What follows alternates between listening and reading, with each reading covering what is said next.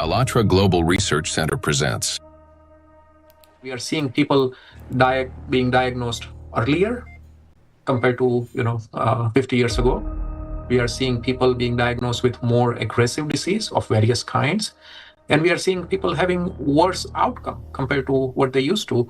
And this is despite of all the advancement we have been able to make in the medical science in general. Do we expect the rise? Young adults, and it's probably not due to smoking or alcohol or anything. There seems to be something else, something in the environment that is causing this cancer at an alarming rate, and it's getting worse. So a very serious problem.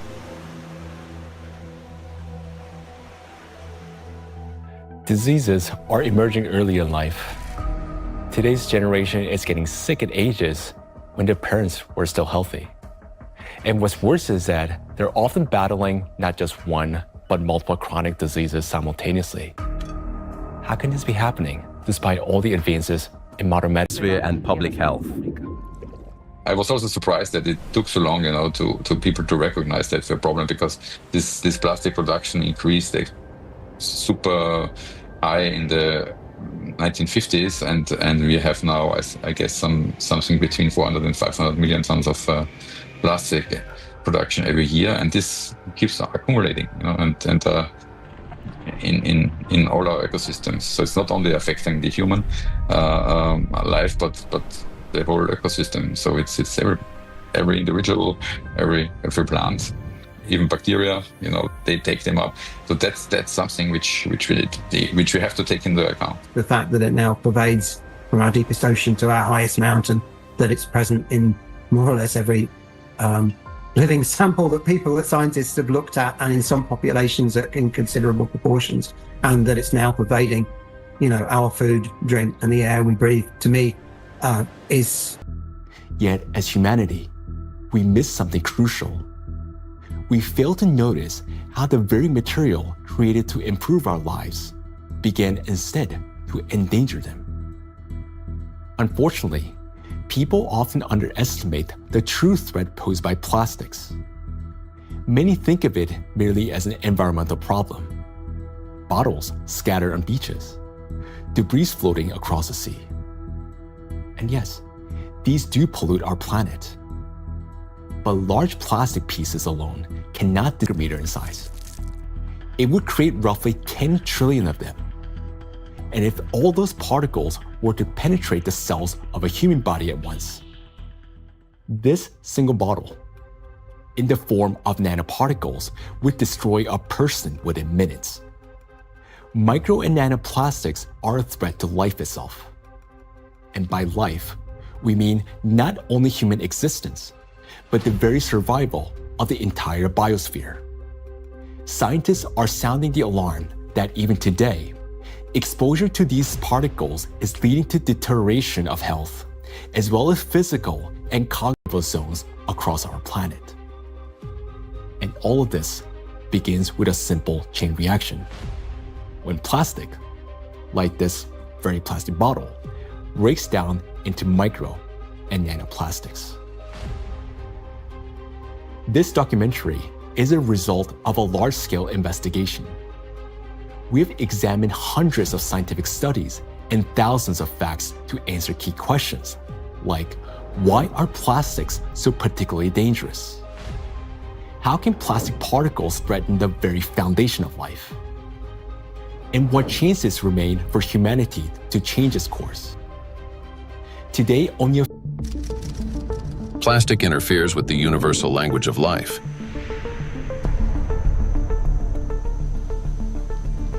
We are living in an era when life on Earth is disappearing faster than ever since the age of the dinosaurs. Currently, the extinction rate of species is 1,000 times higher than the natural extinction rates, making our time one of the most devastating periods in all of history in terms of biodiversity loss. The sixth mass extinction is already underway. The modern world is plunging into a biological collapse.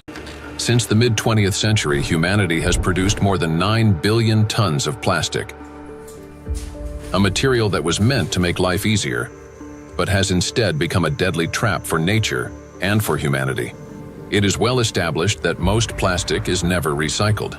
Professor Antonio Ragusa, an Italian obstetrician gynecologist and researcher who first identified microplastic in the human placenta, explains how it continues its journey through the biosphere.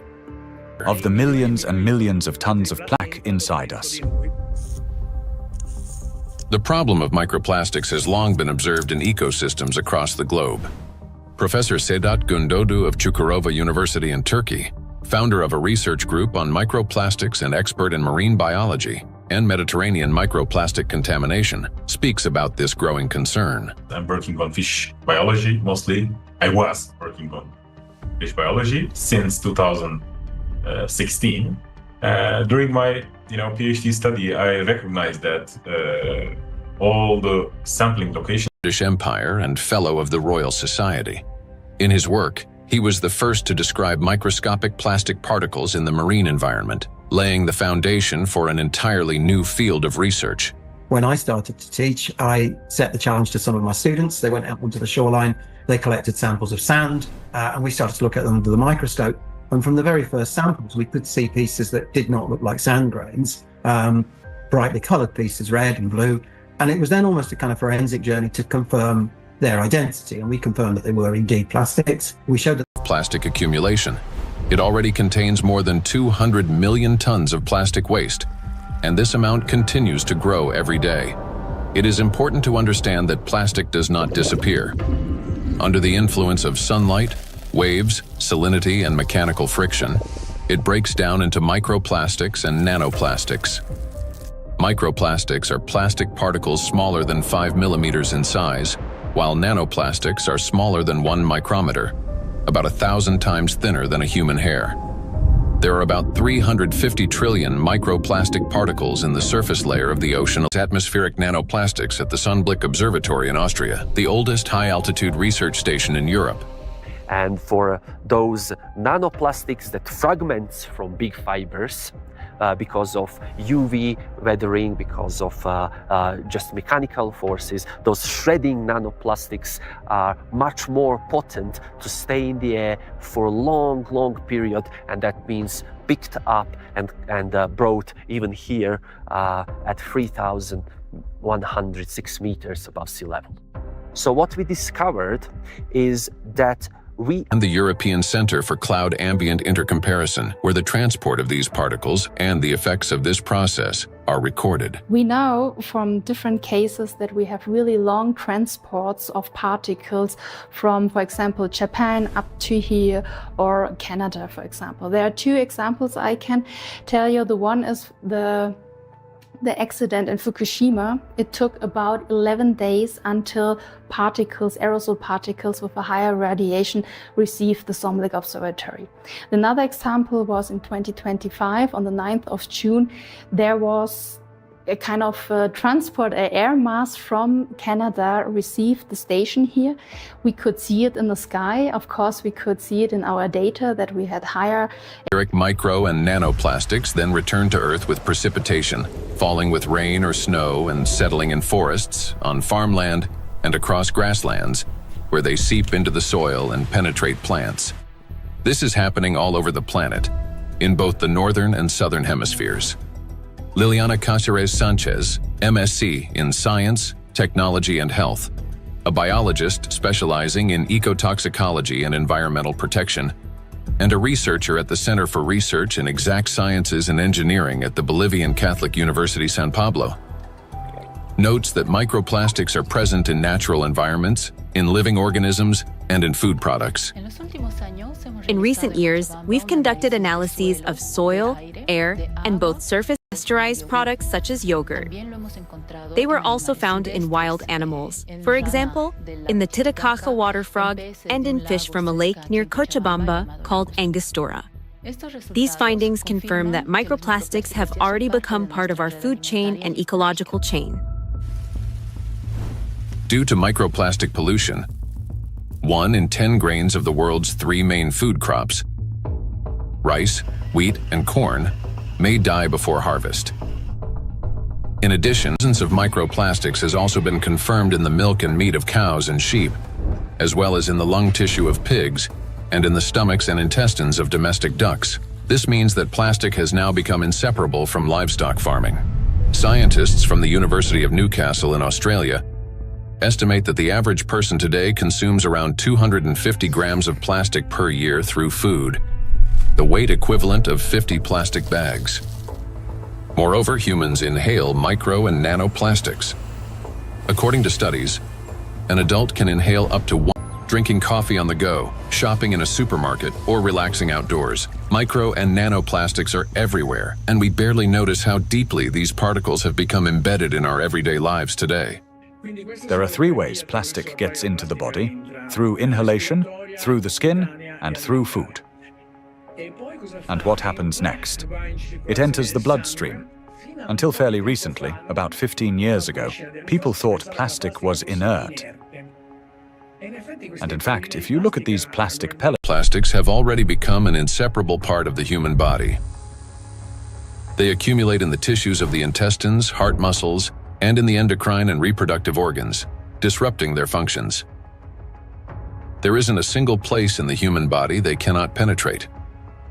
Studies show that the highest concentrations of nanoplastic have been found precisely in human brain tissue. Professor Lucas Kenner, a pathologist, bloodstream and cover themselves with cholesterol molecules. They easily can enter the blood-brain barrier, which is a very strict body barrier and protects the brain from toxic outside or even therapeutic substances. So it's, that's difficult, for instance, to treat brain tumors because the blood-brain barrier is so strict also for medications. But particles can enter quickly because they cover themselves with molecules will help them enter the blood-brain barrier. And this is for me, it was really very striking to see that, that these particles in 2 hours after we give them an oral gavage, they're already in the brain. Scientists at the University of New Mexico have found that in every gram of brain tissue in middle-aged individuals, there are about 4,900 micrograms of plastic. This means that today, around 0.5% of the human brain is composed of plastic. Simple calculations show that the human brain contains on average around 7 grams of plastic, roughly the weight of a plastic teaspoon. And such a teaspoon is already inside the human head. It is well known that micro and nanoplastics are dangerous because of toxic chemical additives they contain, such as phthalates and bisphenols. Treating diseases associated with just 3 chemicals of the most toxic additives found in plastics costs humanity $1.5 trillion a year. But this is only the tip of the iceberg, as overall more than 16,000 chemical compounds are used in the production of various types of plastics, each carrying its own potential risks to human health. Yet there is another factor, one far more dangerous and still vastly underestimated, in how nanoplastics affect the human body. It is precisely this factor that allows nanoplastics to easily penetrate the body's protective barriers, and once inside, they are virtually impossible to remove. The destructive impact of plastics at the chemical level has already been examined in another documentary, A Trap for Humanity, part of which focused on the toxic additives in plastics and their devastating effects for human health. Now, the dangers from chemicals are, of course, the most visible and widely discussed part of the problem. But as our investigation continued, we realized that the true danger of plastics lie beyond the chemistry, extending much deeper into the realm of physics. To understand why plastic particles are so dangerous, we must first understand their unique physical properties. Unique properties of plastic. At the micro and nanoscale, plastic particles acquire new physicochemical properties. They can retain surface charge for longer periods and interact with electrostatic fields and other molecules. In this sense, micro and nanoplastics can be compared to an electret, a material that accumulates static electricity and holds it for an extended time. Moreover, plastic particles not only retain an electrostatic charge, but can also recharge it. This occurs through the triboelectric effect. That is, when plastic comes into contact with or rubs against other surfaces, including fabrics, cells, and liquids. In other words, plastic particles can recharge themselves, restoring their electrostatic charge again and again. To understand how the properties of plastic differ from those of other materials, we conducted a simple experiment. Here, inside transparent plastic cups, we suspended several objects made of different materials.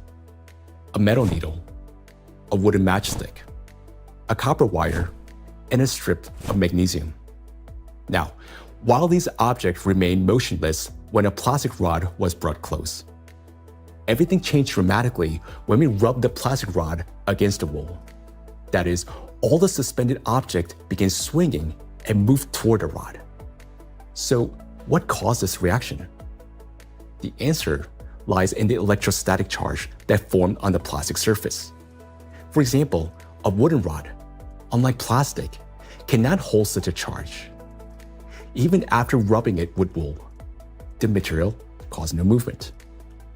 The same was true for metal scissors, which showed no effect until the material touched a magnet. Only then did the metal needle respond.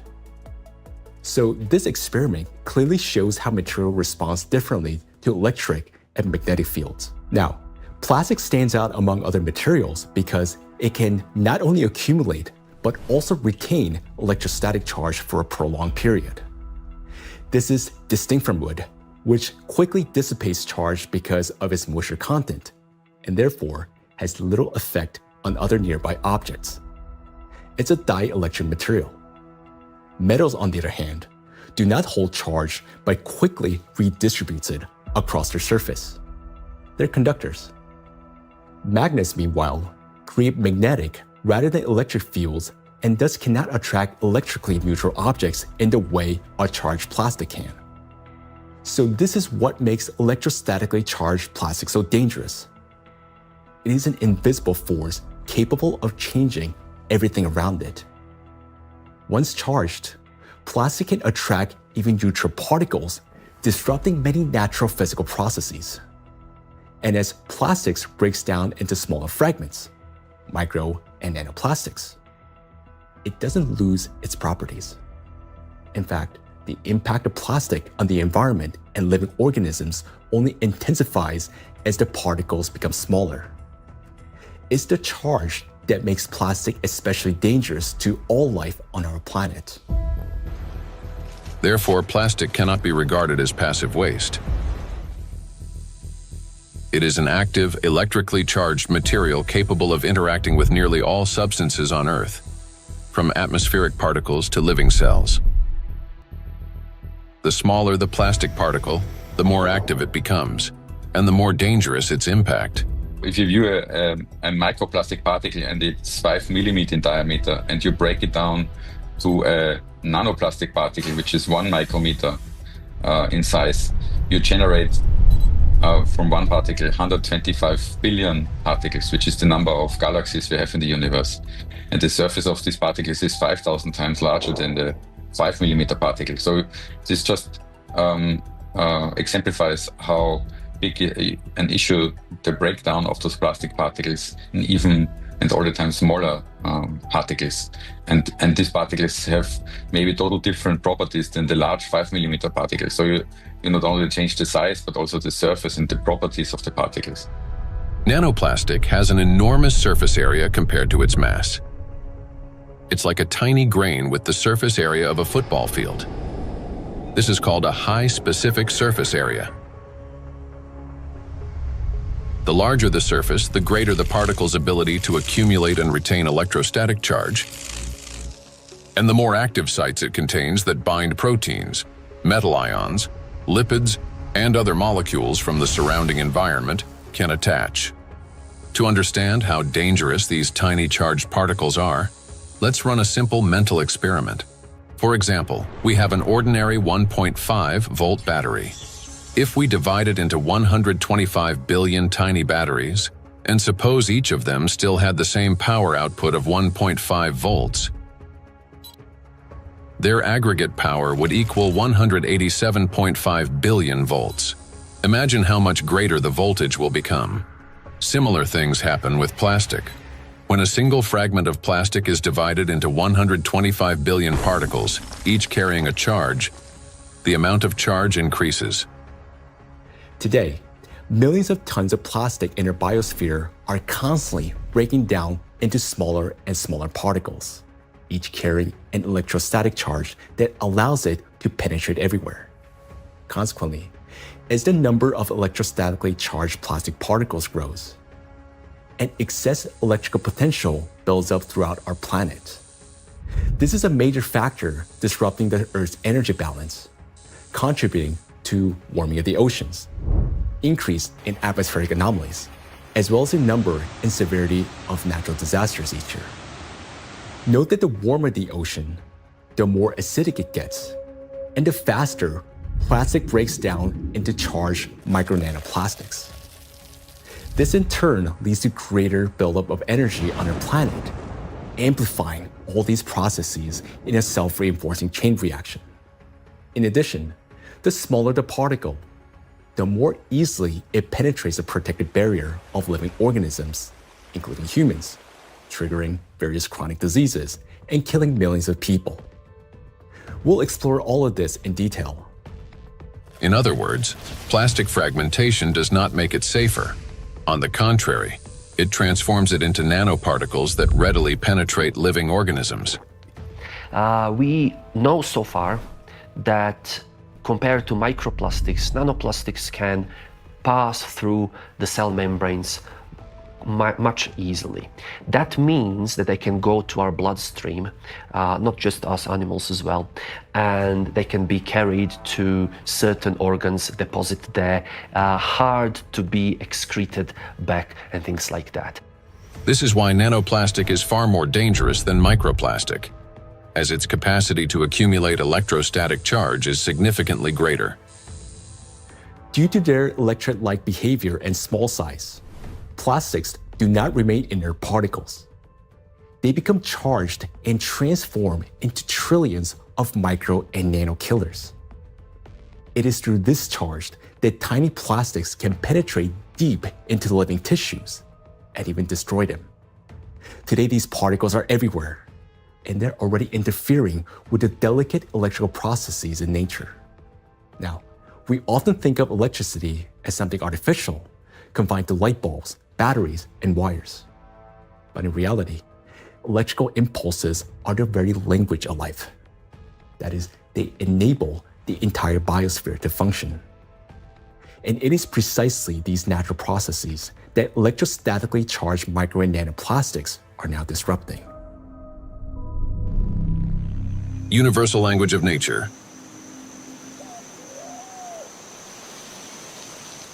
The universal language of nature is invisible, yet it is what connects all living beings into a single whole.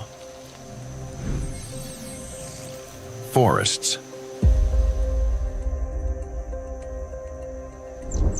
In forests, tree roots are linked with fungal networks, forming a complex and interconnected system beneath the soil that scientists call the wood wide web. This network not only distributes water and nutrients, but also enables plants to exchange information.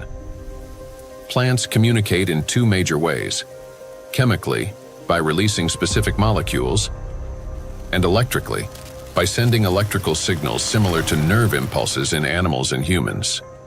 For example, when insects attack, a tree generates an electrical signal that triggers defensive responses. This signal can travel through roots into the fungal network, reaching other trees. A similar effect was detected by scientists during a solar eclipse. The bioelectric signals of trees began to synchronize, forming a single impulse. The oldest trees responded first, as if they remembered such events, and were warning the younger ones. Through electrical signals, plants can coordinate their growth, warn each other of danger, adapt collectively to stress, and even store shared memory. It is precisely this finely tuned system that is now being disrupted by micro and nanoplastics. Today, forests have become vast reservoirs of microplastics. Research shows that forests capture microplastic from the atmosphere. As air currents pass through forests, they carry tons of microplastic particles. The forest functions as a massive filter. Tree canopies and leaves literally comb out particles from the air.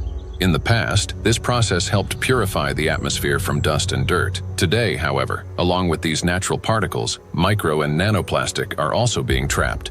Unlike dust, which can become part of organic matter, plastic does not decompose. It remains in leaves, accumulates in soil, and persists in forest air. Every day, dozens of microplastic particles settle on each square meter of the forest canopy.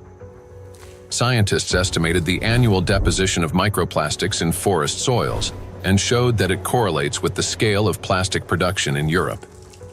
Assuming that atmospheric fallout is the primary source, they concluded that roughly 400,000 microplastic particles per square meter could accumulate in forest soil over a 70-year period. Charged particles distort bioelectrical signals and deprive forests of their ability to adapt and survive. Negatively charged nanoparticles penetrate plant roots more easily, disrupting nutrient absorption. As a result, growth slows down and root formation is impaired.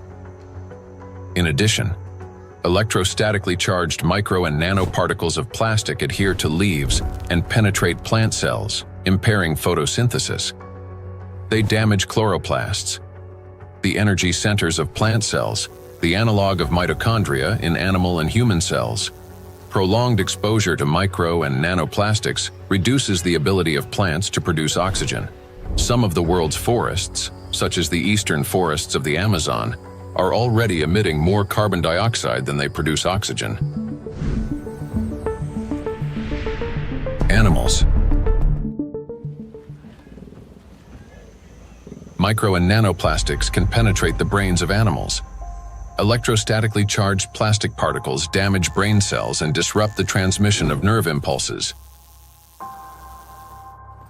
This causes malfunctions in the nervous system, from reduced vision, hearing, and smell to impaired motor coordination. As a result, animals struggle to navigate, find food, avoid danger, and to communicate with one another. And all of this greatly reduces their chances of survival. These effects mirror the early signs of neurodegenerative diseases in humans. According to the Worldwide Fund for Nature, over the past 50 years, the global population of wild animals has declined by nearly 70%. People can't even protect those they've taken responsibility for. Household pets are also poisoned by micro and nanoplastics.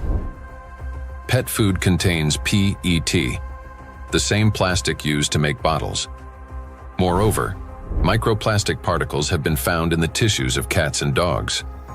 Scientists analyzed tissue samples from 49 animals, 24 cats and 25 dogs, that had died of natural causes and found that more than 70% of them had microplastics present in multiple organs.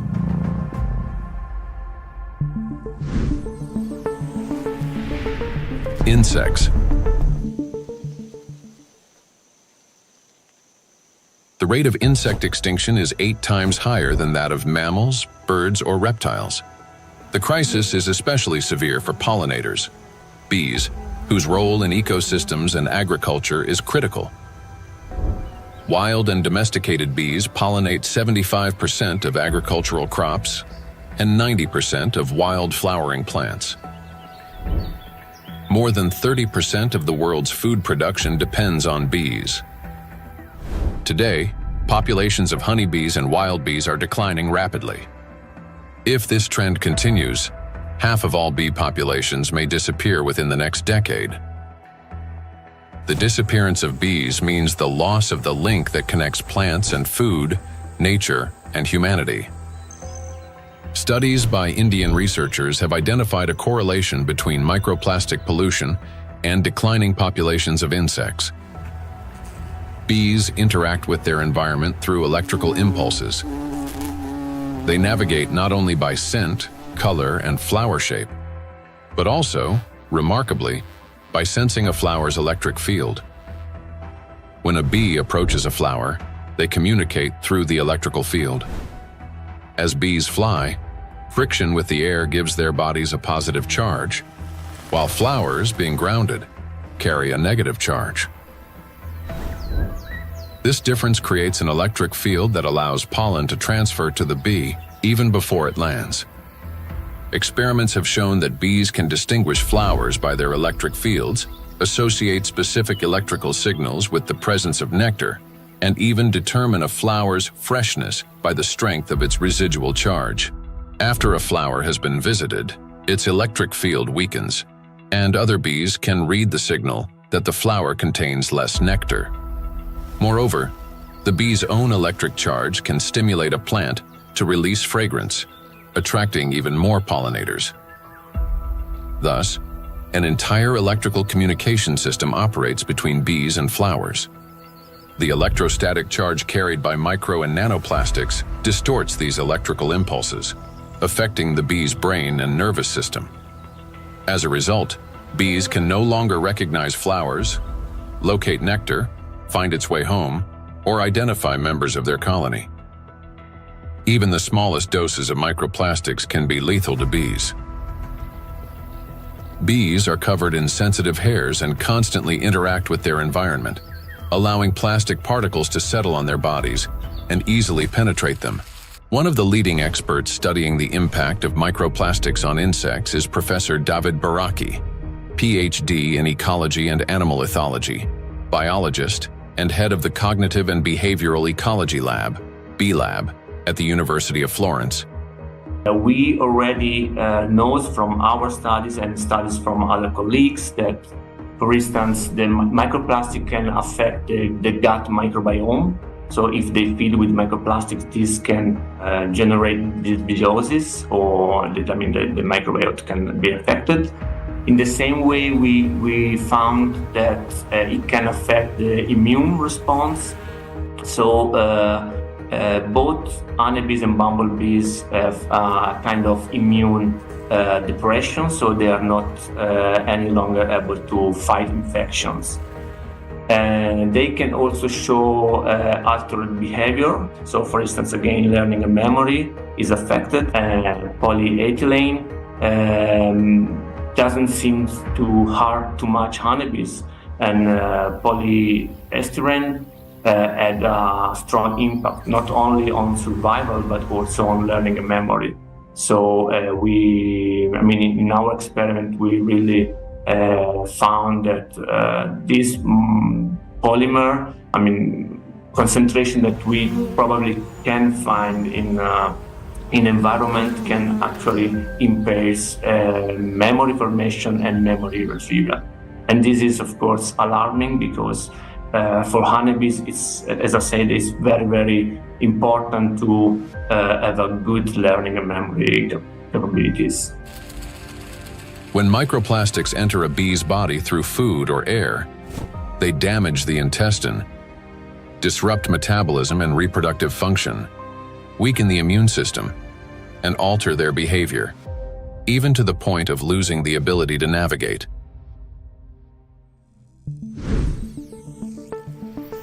Birds. Across the globe, scientists are observing an alarming trend. The number of wild birds is rapidly declining.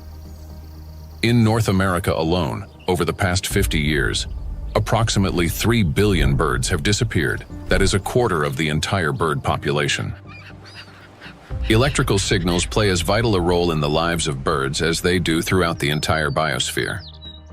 The avian nervous system functions through transmission of electrical signals from the brain to all parts of the body.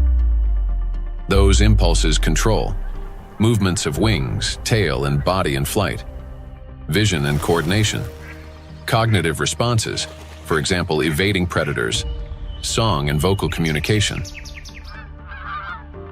Birds are true living navigators capable of traveling thousands of kilometers and returning precisely to the same locations year after year. Scientists have discovered that many migratory birds use Earth's magnetic field for orientation. Imagine an airplane. A pilot sees a radar screen with lines and markers to avoid getting lost in the sky. For birds, their eyes serve as such a radar. Specialized molecules in their eyes detect both light and Earth's magnetic field, converting them into electrical signals. In the brain, those signals form an image with field lines superimposed on the real world. A bird simultaneously sees clouds, land, and its magnetic radar, allowing it to maintain course in any direction with ease. Electrostatically charged micro and nanoplastic particles entering a bird's body distort electrical impulses and disrupt functioning of its nervous system. This leads to loss of motor coordination, weakened memory and learning ability, and impaired vocalization and spatial orientation. Externally, this manifests as increasingly erratic flight, unstable behavior, and even softer, weakened chirping. Nestlings are especially vulnerable. Many do not survive to adulthood, and those that do often exhibit cognitive impairments. However, that's not all. Plastics damage the liver, kidneys, stomach, and brain of birds, causing symptoms that resemble Alzheimer's disease. Even birds that appear healthy lose the ability to adequately care for their partners and offspring, sharply reducing their chances of successful reproduction.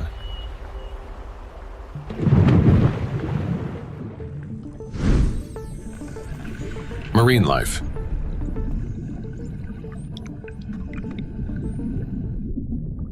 Beneath the surface reigns a unique world where vision weakens and sounds become distorted. In such conditions, marine life perceives reality differently. Through electroreception, the ability to sense faint electric fields and navigate by them. Predators such as sharks can detect tiny electrical impulses produced by muscle contractions and the heartbeat of their prey. Even if a fish remains motionless and hidden in sand, its bioelectric signals reveal its location. All living organisms in water generate continuous bioelectric fields due to ion flow across their skin. Those fields are subtly altered when the animal moves or when another living being appears nearby. Electrical impulses are an inseparable part of life itself, even underwater. Electrostatically charged micro and nanoplastics can distort or block those signals, which makes marine creatures especially vulnerable. As a result, marine animals and fish lose their ability to accurately locate prey, avoid predators, and follow migration routes. This threatens their survival and leads to population declines. Furthermore, fish exposed to microplastics exhibit a wide range of toxic effects, from immune system dysfunction to altered blood composition. Signs of neurotoxicity, growth retardation, and reduced reproductive capacity have also been documented in fish.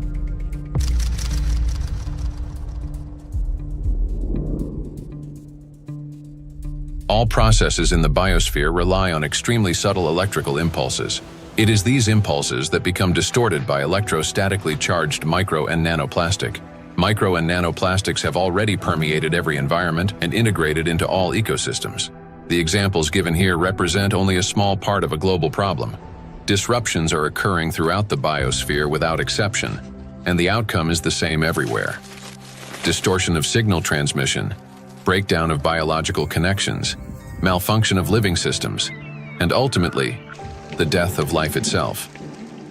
Micro and nanoplastics are everywhere, and everything they touch is slowly dying.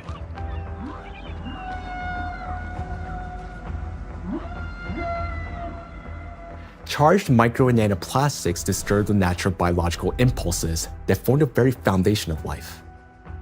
Gradually, they erode the mechanisms that allow the biospheres to exist and interact.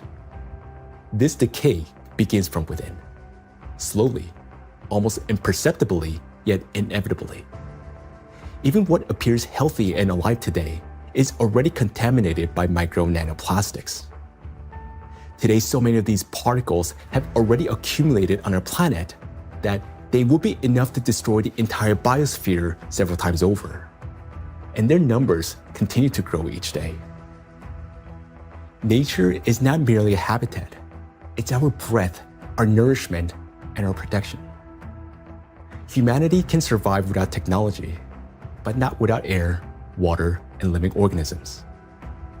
When life on Earth dies, humanity dies with it.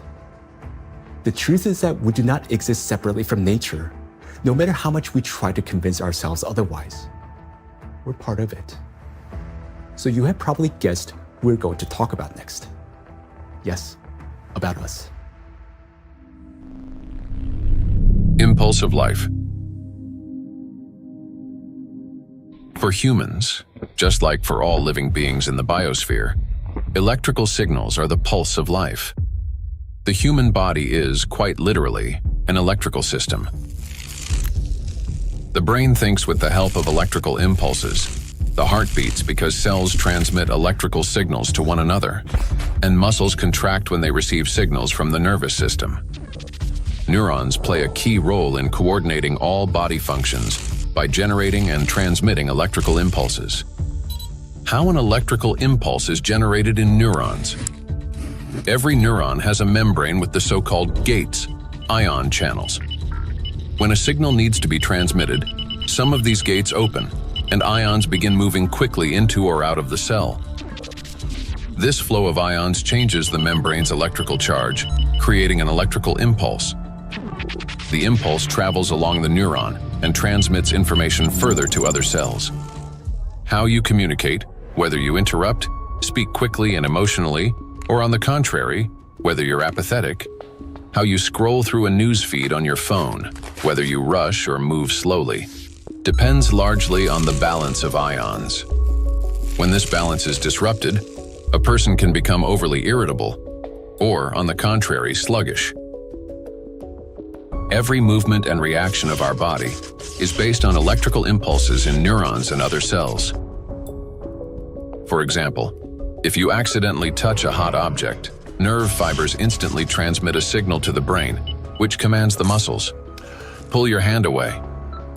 Without electrical impulses, the body wouldn't be able to maintain a stable internal state, homeostasis. Even the immune system cannot function without electrical impulses. The speed and strength of every immune cell's response depend directly on the quality of impulse transmission. Emotions and thoughts are also the language of electrical impulses. When you feel joy, sadness, excitement, love, or recall a memory, tiny electrical sparks run between neurons. They're like messages between friends.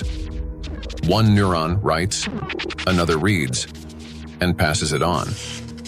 Through these chains, thoughts, emotions, and decisions are born. When you learn something new, that too is the work of electrical impulses. They create new neural connections, as if paving little pathways in the brain that make it easier for impulses to travel later on.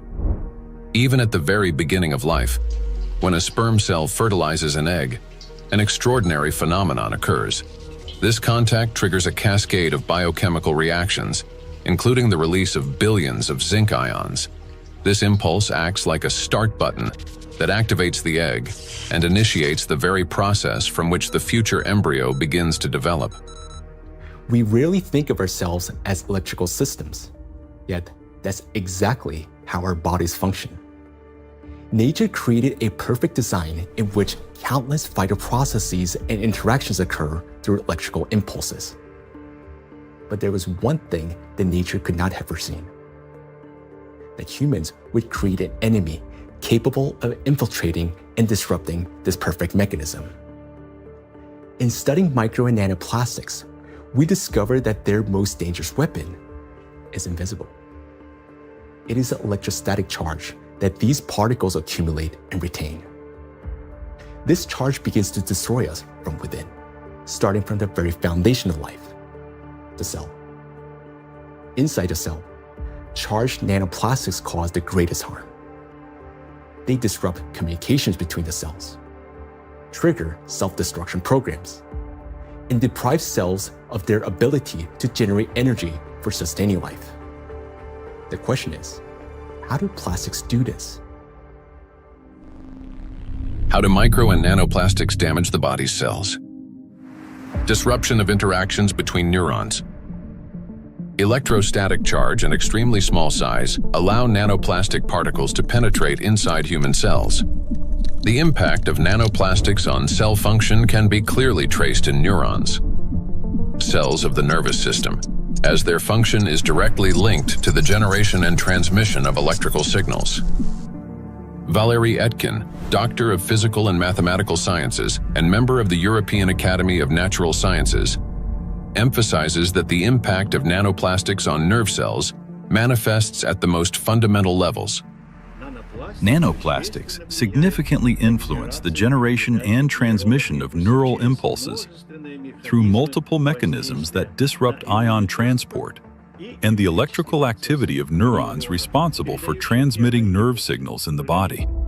Each neuron functions like a miniature battery. It constantly maintains a difference in electrical charge between the inside and outside of its membrane. This enables the neuron to be ready to transmit a signal at the right moment. Charged nanoplastic disturbs this delicate balance, making the cell behave unpredictably. A neuron may activate prematurely, like a light flickering on without command, or conversely, fail to transmit a signal when needed. Such interference disrupts the operation of entire neural networks, like a city experiencing power outages, where neighborhoods go dark one after another, leading to a blackout. In addition, as shown by research conducted by Chinese scientists from Southern Medical University in Guangzhou, nanoplastic interferes with the operation of ion channels. Nanoplastic carrying an electrostatic charge can interact with these channels and alter their structure.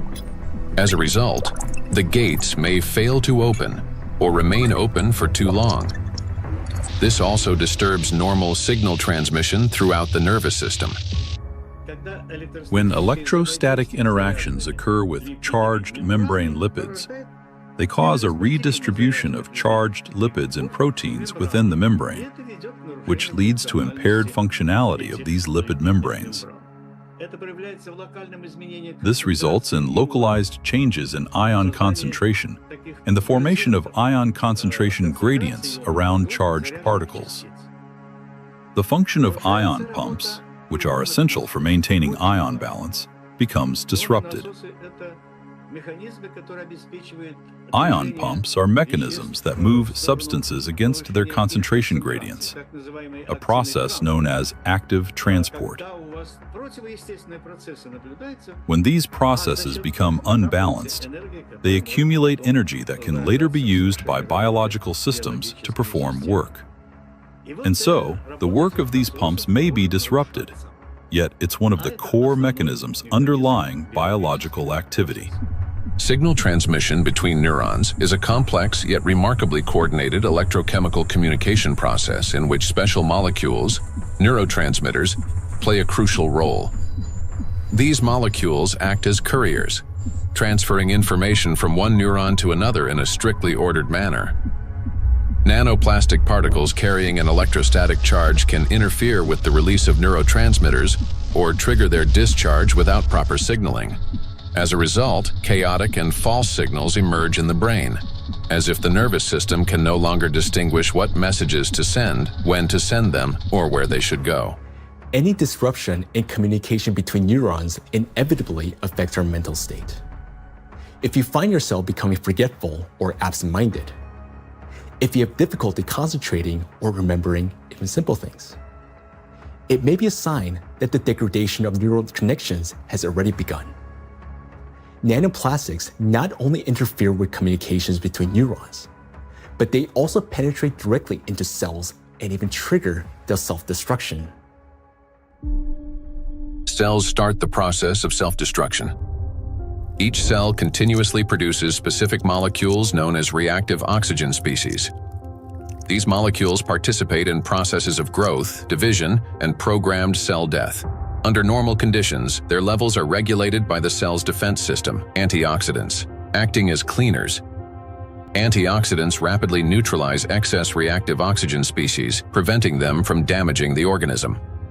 When a cell is exposed to irritants, such as infection, injury, or toxins, it produces elevated levels of reactive oxygen species, which in excess can damage vital cellular structures. This leads to oxidative stress, a kind of chemical assault within the cell. In response to damage and oxidative stress, a natural defense mechanism is activated: inflammation. Its purpose is to eliminate the source of injury and restore balance. However, in the case of electrostatically charged nanoplastic, this mechanism ceases to function properly. Plastic particles remain inside the cell and act as a continuous irritant. The inflammation does not subside and becomes chronic. As a result, DNA, proteins, membranes, and other key cellular structures are damaged. Ultimately, the cell either can no longer function properly or initiates its own self-destruction. We've done remarkable studies and discovered that plastic embeds itself inside the cytoplasm. The cytoplasm contains organelles, small structures that keep the cell alive and functioning. Plastic gets into the cytoplasm and stays there. It becomes surrounded by a membrane. Similar to the cell membrane, the cell isolates it because it wants to destroy it. And it starts producing enzymes and other substances the cell normally uses when it's invaded by microbes, viruses, bacteria, or antigens. But unlike those natural invaders, plastic is indestructible, as we said. So the cell is essentially subjected to chronic stress, and eventually it becomes diseased. The Microplastics Research Group at the Bolivian Catholic University in Cochabamba uses aquatic planarians, small organisms that serve as highly useful biological models. Their strong regenerative capacity makes it possible to detect early changes in cellular processes similar to those that occur in other animals. Microplastics, especially when combined with other pollutants such as metals, are already affecting living organisms. Microplastics can trigger oxidative stress, an imbalance between the production of reactive oxygen species and the body's antioxidant capacity.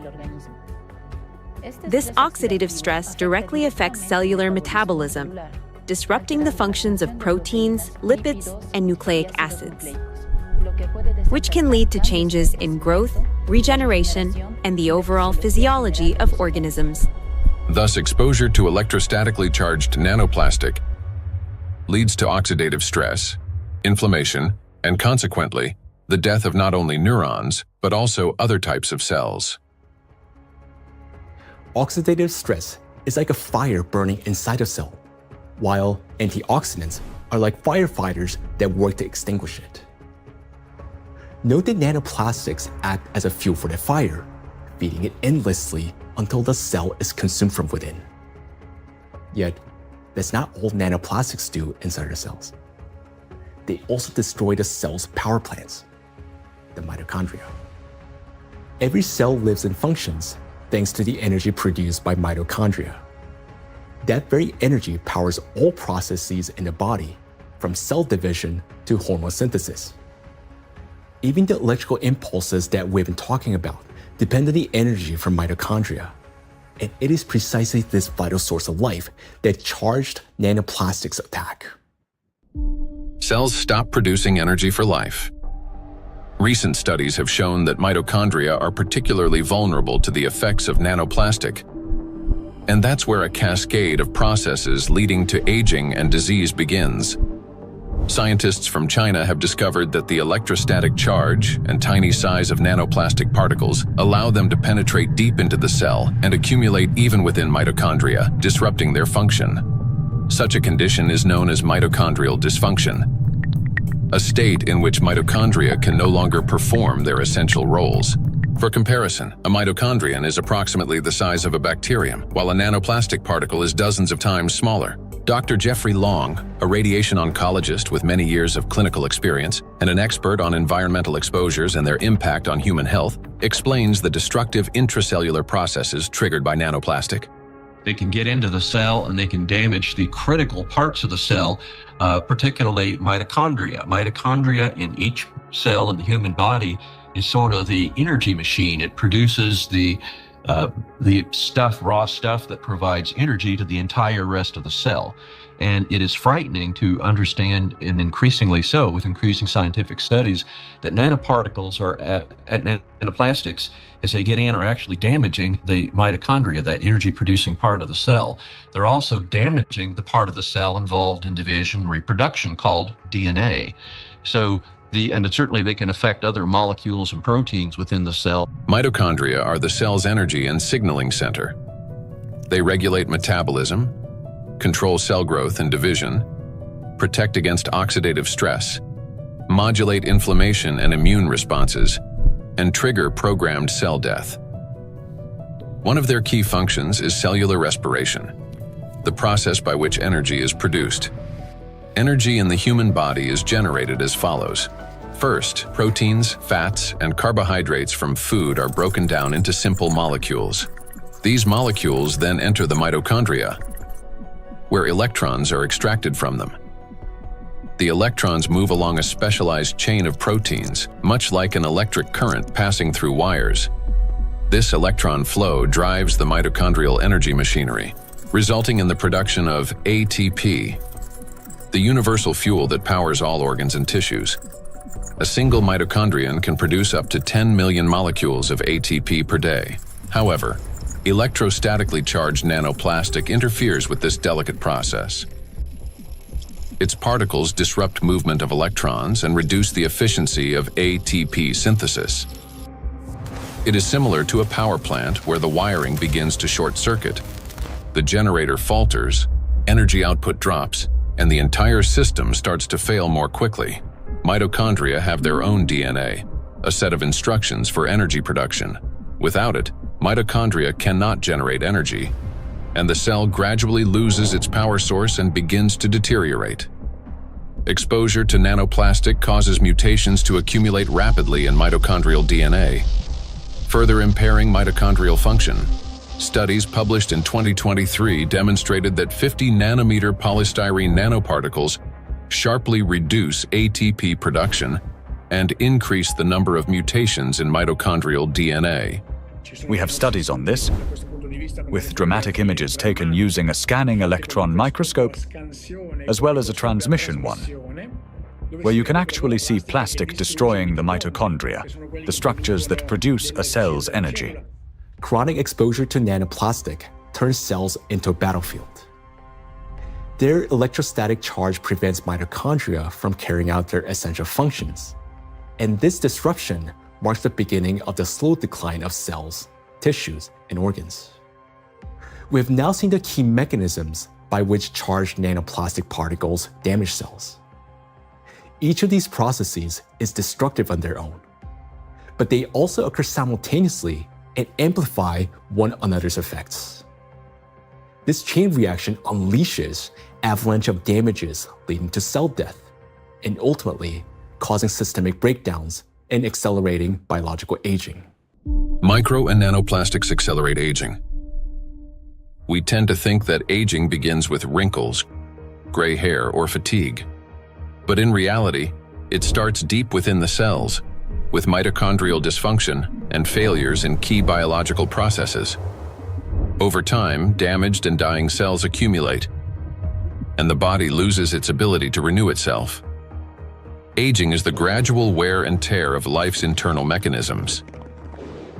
Scientists identify several main mechanisms of aging, such as oxidative stress, mitochondrial dysfunction, chronic inflammation, telomere shortening, DNA damage accumulation, epigenetic alterations. These same mechanisms underlie various diseases. When mitochondria can no longer produce sufficient energy, when DNA damage accumulates, and when inflammation becomes chronic, the organism grows increasingly vulnerable. This is when conditions such as diabetes, cancer, heart attack, dementia, and Alzheimer's disease begin to develop, and they all share one root cause: the aging of cells and tissues. Here's the crucial point. Electrostatically charged nanoplastic induces the same processes: oxidative stress, DNA damage, mitochondrial dysfunction, telomere shortening, chronic inflammation, and epigenetic alterations. Thus, electrostatically charged nanoplastic artificially accelerates cellular aging. What once unfolded over decades can now progress many times faster under its influence. And we are already witnessing the consequences. Diseases are becoming younger. Scientists have found that modern generations develop illnesses earlier and accumulate more chronic conditions than their parents did at the same age. Even a difference of just a few years now translates into noticeably higher rates of disease. Cancer and hypertension remain the most common conditions. Moreover, each subsequent generation shows an increase in the number of chronic conditions in a single individual. Diseases once considered age-related are increasingly found in young people. Notably, this trend coincides with the growing plastic pollution of the environment. As a result of exposure to electrostatically charged nanoplastic, the biological cell age of people in their 20s or 30s may already correspond to that of a 50 to 60-year-old person. So very frightening how widespread nanoplastics are everywhere, probably each and every one of our cells. Even to you talking and among the audience listening, probably all of our cells have at least some nanoplastics. So let's summarize. Aging is a gradual breakdown of the cells in our bodies. Nanoplastics accelerate this deterioration, and thus the aging itself through all those destructive processes within the cells that we've just talked about. And here lies the crucial point. The same mechanisms that drive aging also underlie many chronic diseases. In other words, micro and nanoplastics not only speed up aging, but also contribute to the development of diseases. Today, micro and nanoplastics are detected in every organ of the human body, and everywhere, in each organ, in each cell. The tiny plastic particles trigger a cascade of internal destruction. Nanoplastics damage cell membranes, disrupt ion channels, induce oxidative stress, disable mitochondria, and provoke genetic mutations. These damages affect all cell types in the same way, whether in the heart, bones, lungs, or elsewhere. Now, we know the answer to the main question that began our investigation. Why and by what mechanism are nanoplastics capable of destroying living systems at the microscopic level? But what does that mean to us, for each of us? What specific diseases arise from such cellular destruction within the human body? The answers lie ahead in the next part of our investigation. Micro and nanoplastics are damaging health. Micro and nanoplastics impact the nervous system. Neurological disorders are the leading cause of physical and cognitive disability worldwide, affecting almost 3.5 billion people. Over the past 30 years, the number of such cases has risen drastically, and scientists project that within the next 2 decades, this figure could double. Since this trend mirrors a surge of plastic pollutions in our environment, it becomes clear why these diseases are becoming more prevalent and why they're increasingly affecting younger population. Now, recall the image of a plastic spoon in the brain. Unfortunately, it doesn't sit there inert or harmless. Electrostatically charged plastic particles attack neurons, the brain cells that are responsible for most of our thoughts and movements. Every day and every minute, nanoplastics are silently destroying cells in our brains, and the exposure to these tiny plastics, they never stop. In fact, it continues to accelerate. Consequently, the damage of our neurons lead to severe and often irreversible diseases like Alzheimer's and Parkinson's, multiple sclerosis, epilepsy, stroke, and many others. But neurons are not limited to the brain. They form an extensive network that coordinates and synchronizes the activity of the entire body. And when they're damaged, the autonomic nervous system begins to malfunction, disrupting the function of internal organs. For example, the intestines contain about 500 million neurons, often referred to as a second brain.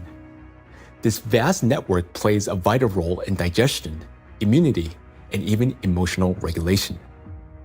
But with every sip of water and every meal, an invisible stream of micro nanoplastics enters our bodies. And unfortunately, most of these particles settle and accumulate in the intestines. Micro and nanoplastics destroy intestinal barriers. The intestine is not just a digestive organ. About 70% of the cells in our immune system are concentrated there, which means its condition directly affects the protection of the entire body. So another study that we provided, showed us we are actually eating plastics, microplastics, because we analyzed 26 human cadaver. We just investigate their intestinal system, their gut content, and we found like between 9 and 10 microplastic per person in their stomach. So this is like a acute exposure. At that time, they exposed that amount of microplastics because when you eat something, it will pass through your intestinal system. Some of them will remain inside the system. This is what we found. There remain microplastic particles inside the human stomach because grams doesn't give enough information about exposure because the particles behave according to their shape rather than their mass, because the definitive transportation feature of plastics or particles is size, because all the human barriers, the gut barrier, intestinal blood barrier, they are selective for size and the type. If they smaller than certain size, like 100 micron, they can pass through through intestinal system to the blood system. The intestinal barrier works like a filter. It allows useful substances, vitamins, nutrients, to pass through and blocks harmful ones, toxins, microbes, and foreign particles. But this entire well-coordinated system is destroyed by electrostatically charged micro and nanoplastics. It damages the cells lining the intestinal walls and weakens the tight junctions between them, making the intestinal barrier more permeable. Microbes, toxins, and plastic particles begin to penetrate the bloodstream from the intestine. In response, the immune system triggers inflammation. The intestine is also the body's second brain. Its walls contain about 500 million neurons that are directly connected to the central nervous system.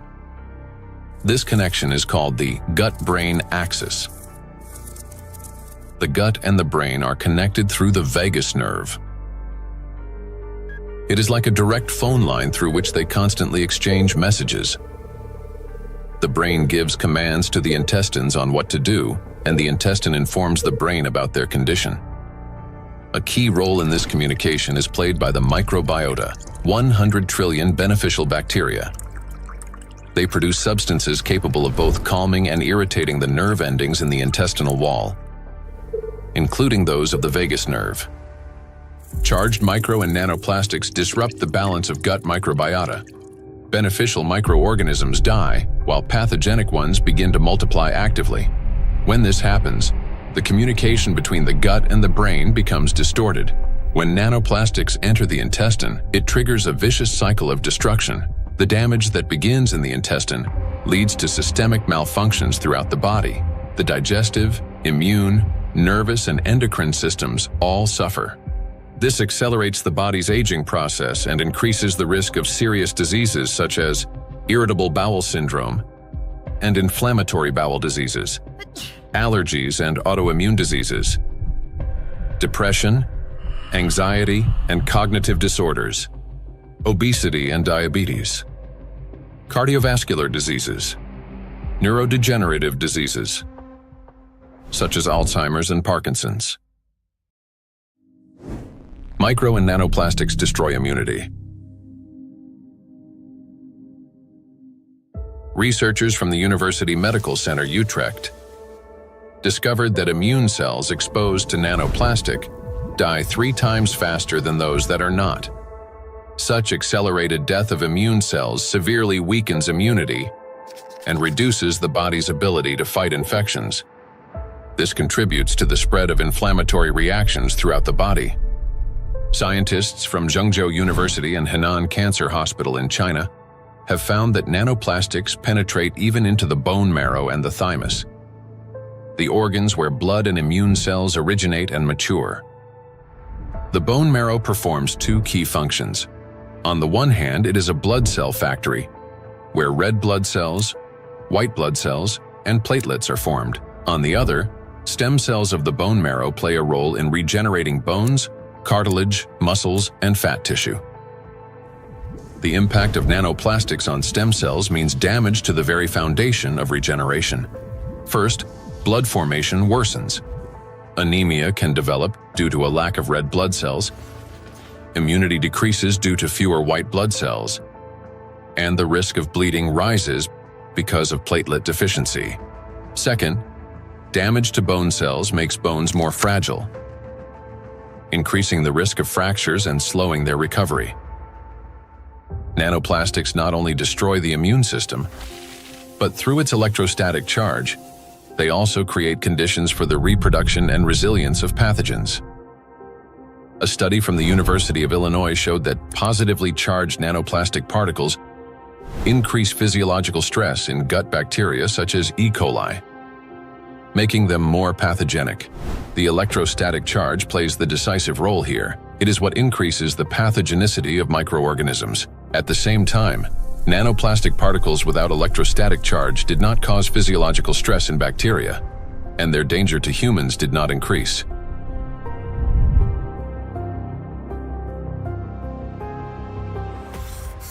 The experiment showed that microplastics, especially polystyrene, can absorb up to 98.6% of viruses, prolonging their survival outside the body for up to 7 days. Viruses that normally die under sunlight or oxygen within hours can persist on plastic for 2 to 7 days, remaining on surfaces such as handrails, bottles, and door handles. A single sneeze from an infected person can release up to 200 million viral particles into the air, which can land on any plastic surface indoors or bind with nanoplastic particles in the air and water. Microplastics become an air and water taxi, spreading infection. Once in the bloodstream, charged micro and nanoplastic particles quickly become coated with plasma proteins, forming a biocorona, which masks them as the body's own cells and makes them invisible to the immune system. Antibiotic resistance.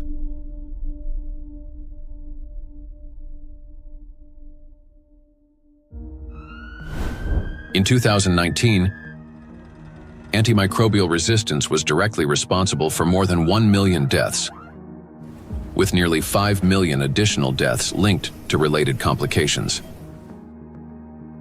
Studies in 2025 show that plastic helps bacteria develop resistance to antibiotics, driving a crisis that medicine is increasingly unable to control. Why? Because plastic is the perfect platform for bacterial growth. On its surface, they easily form biofilms, a dense protective layer shielding bacteria from sunlight, drying out, immune system attacks, and, most importantly, from antibiotics. Just like viruses, bacteria can survive on plastic longer than on other materials, sometimes for 3 days or more. This makes microplastic an efficient carrier of dangerous microbes through water, soil, and food. Paul Dabzak, PhD in water chemistry and microbiology, researcher at Center for Research in Exact Sciences and Engineering at the Bolivian Catholic University San Pablo, notes that the presence of biofilms on microplastics makes them even more dangerous. In the laboratory, we study how microplastics interact with metals and microorganisms. We observe that microplastics can adsorb metals through both physical and chemical sorption processes, and that this ability increases in the presence of bacterial biofilms that develop on the surface of the particles. These interactions depend on the type of plastic and the size of the particles, which alters their electrostatic charges. This causes microplastics to act like a magnet, attracting even more contaminants to their surfaces. In laboratory conditions, researchers from Boston University found that when bacteria come into contact with microplastic, they activate a special metabolic process linked to electron transfer. Simply put, plastic particles can share electrons with bacteria, acting as a kind of power bank for them. This process is called extracellular electron transfer. It gives bacteria extra energy, which first of all, makes them stronger, helps them divide faster, mutate, and build resilient multi-layered biofilms that block antibiotics from penetrating. Secondly, this extra energy directly accelerates antibiotic resistance. What's worse, even after plastic was removed from the experiment, bacteria retained their new properties. They mutated, became more resistant, and continued forming strong biofilms on other surfaces, even without plastic support. This means plastics may accelerate the rise and spread of the so-called superbacteria that are resistant to drug treatment. According to WHO estimates, by 2050, antimicrobial resistance will claim 10 million lives every year. Meanwhile, new antibiotics are being developed far more slowly than bacteria evolve. So think about this. Charged microplastics not only help bacteria to survive, but they also enable them to mutate into superbacteria that are resistant to antibiotics. This discovery reshapes our perspective on plastic pollution because we now understand that the problem is far more alarming than we have previously believed. And each year, the threat of antibiotic resistance is growing. In many countries, standard drugs are already losing their effectiveness, and even common infections are becoming increasingly difficult to treat. If this trend continues, antibiotics could soon become entirely useless. Micro and nanoplastics affect the respiratory system. The inhalation pathway of micro and nanoplastics is especially dangerous because plastic particles carrying an electrostatic charge can reach not only the lungs, but also travel directly into the brain through the olfactory pathway. Chinese researchers have estimated that in just 2 hours outdoors, an adult can inhale up to 106,000 microplastic particles, and a child about 73,000. Given the lower body mass of children, the concentration of inhaled microplastics per kilogram is on average 4 times higher in children than in adults. Once inside the respiratory tract, micro and nanoplastic particles carrying an electrostatic charge trigger a chain of destructive reactions in every cell of the bronchi and lungs. They cause oxidative stress and chronic inflammation, leading to severe consequences such as the onset and worsening of bronchial asthma, progression of chronic obstructive pulmonary disease, pulmonary fibrosis, in which healthy lung tissue is replaced by scar tissue, and an increased risk of malignant tumors of the respiratory tract. In a study conducted in 2021, microplastics were found in 13 out of 20 lung tissue samples. In patients with respiratory diseases, particles were found in every sample of throat phlegm. What's more, plastic fibers have been discovered in malignant lung tumors. According to the World Health Organization, lower respiratory tract infections remain the world's deadliest infectious disease and rank among the top 5 leading causes of death. Cancer of the trachea, bronchi, and lungs ranks 6th among the leading causes of death. Micro and nanoplastics disrupt the functioning of the heart and blood vessels. Cardiovascular diseases are the leading cause of death worldwide. Despite tremendous efforts by the scientific community to develop and introduce innovative treatments, both the incidence and mortality from these diseases continue to rise. How do micro and nanoplastics damage the heart and blood vessels? The main thing electrostatically charged nanoplastics do is they destroy the mitochondria inside our cells. The heart is one of the body's most energy-demanding organs, and it's the mitochondria, the energy producers, that give it the power for every single beat. And when mitochondria start to malfunction, the heart literally stalls. It no longer has enough energy to maintain a normal rhythm or strong contractions. Heart attacks and strokes remain the world's leading causes of death among all diseases. In this context, it's especially alarming that scientists have found micro and nanoplastics inside atherosclerotic plaques, dense deposits within arterial walls that narrow the vessels and can obstruct blood flow. When a vessel becomes constricted or a clot forms, blood circulation to the heart or brain is disrupted, sharply increasing the risk of a heart attack or stroke. Research shows that when microplastics are present in carotid artery plaques, the risk of these life-threatening events and fatal outcomes rises by 4.5 times. Micro and nanoplastic particles trigger blood clot formation. When micro and nanoplastics enter the bloodstream, they don't simply drift there passively. Because of their electrostatic charge, plastic particles stick to vessel walls and attract blood proteins and cells. These coated particles damage the endothelium, the ultra-thin layer of cells lining the inside of blood vessels. The endothelium is like an intelligent shell of the vessels. It regulates their dilation and constriction, controls blood clotting, and protects against inflammation. However, under the influence of micro and nanoplastics, this system breaks down, leading to chronic inflammation and an increased risk of thrombosis. In addition, electrostatically charged microplastics can interact with blood cells, platelets and red blood cells, disrupting their normal behavior. Under normal conditions, red blood cells carry a negative surface charge called the zeta potential, which keeps them from sticking together and allows blood to flow freely, even through the tiniest capillaries. But when exposed to microplastics, this charge decreases. Red blood cells begin to clump together, blood viscosity rises, and clot formation starts. As a result, clots appear in the vessels, obstructing blood flow, which is especially dangerous for the brain, heart, and eyes. This consequently increases the risk of chronic fatigue, vision disorders, hypertension, heart attack, and stroke. Nanoplastics interact with cell membranes. Positively charged nanoparticles are strongly attracted to negatively charged components,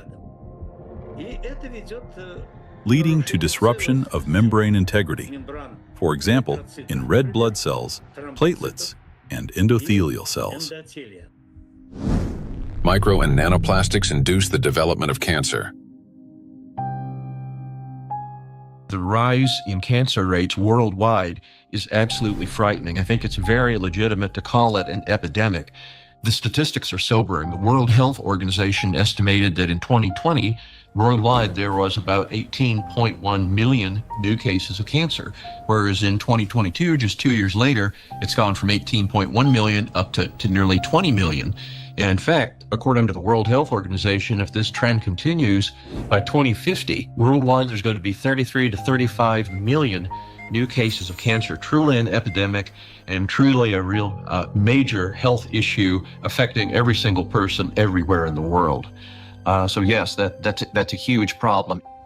For a long time, cancer was considered a disease of old age, the result of accumulated DNA mutations, weakened immunity, and years of exposure to carcinogens. But today, because of nanoplastic exposure, mutations can begin to build up in the body at much earlier stages of life.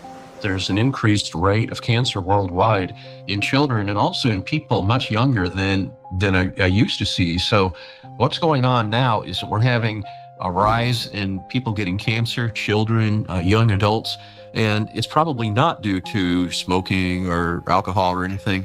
There seems to be something else, something in the environment that is causing this cancer at an alarming rate, and it's getting worse. So a very serious problem, yes.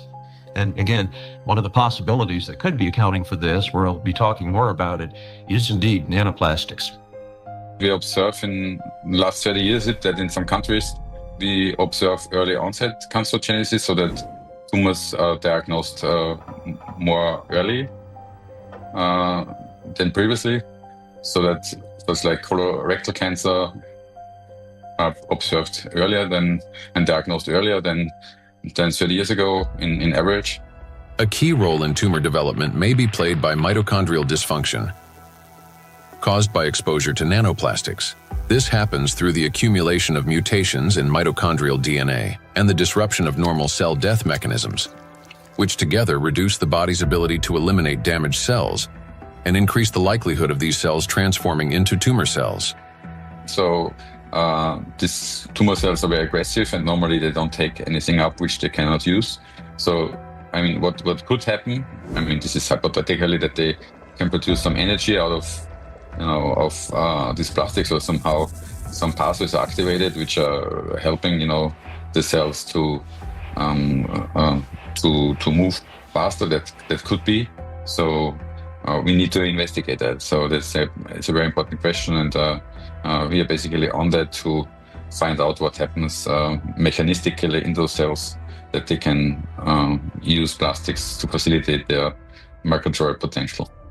Nanoplastics increase levels of reactive oxygen species in organ cells and tissues, causing oxidative stress that accelerates the growth of cancer cells, helps them spread to other tissues, stimulates formation of new blood vessels, enhances inflammation, and weakens the immune system. Moreover, the high level of oxidative stress caused by electrostatically charged nanoplastics promotes the survival of tumor cells and reduces their sensitivity to therapy, making malignant cells more aggressive. Anything that damages the normal cell DNA that is responsible for the growth and division of cells, that damage can contribute to that cell becoming malignant, growing and dividing and spreading uncontrollably. That's what cancer is. And that is certainly a concern about the effect of nanoplastics. And then above and beyond that, because nanoplastics affect so much of the cell's function, the oxygenation, the ability of a cell to function, above and beyond that, I'm concerned as a doctor that treats cancer that nanoplastics may be reducing the effectiveness of our cancer treatments. I'm a physician that treats cancer with radiation therapy, so I am concerned about nanoparticles adversely affecting the use of radiation therapy to control cancer.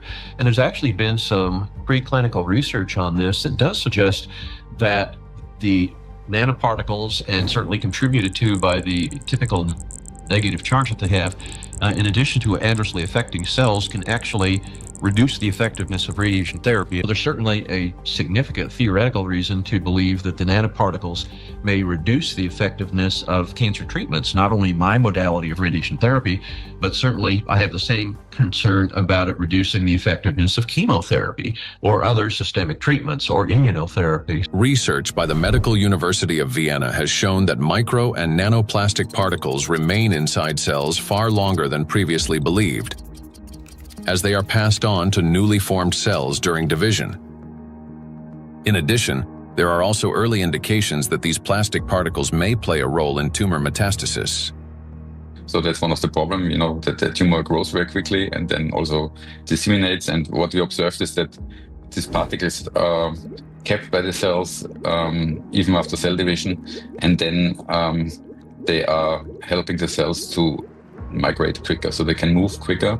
And that's a property which we also observe in tumor cells when they are in the body, so that they can move to other places and even metastasize. And so we have to assume that also in the body, that these tumor cells can basically use those plastics to proliferate and move around in the body.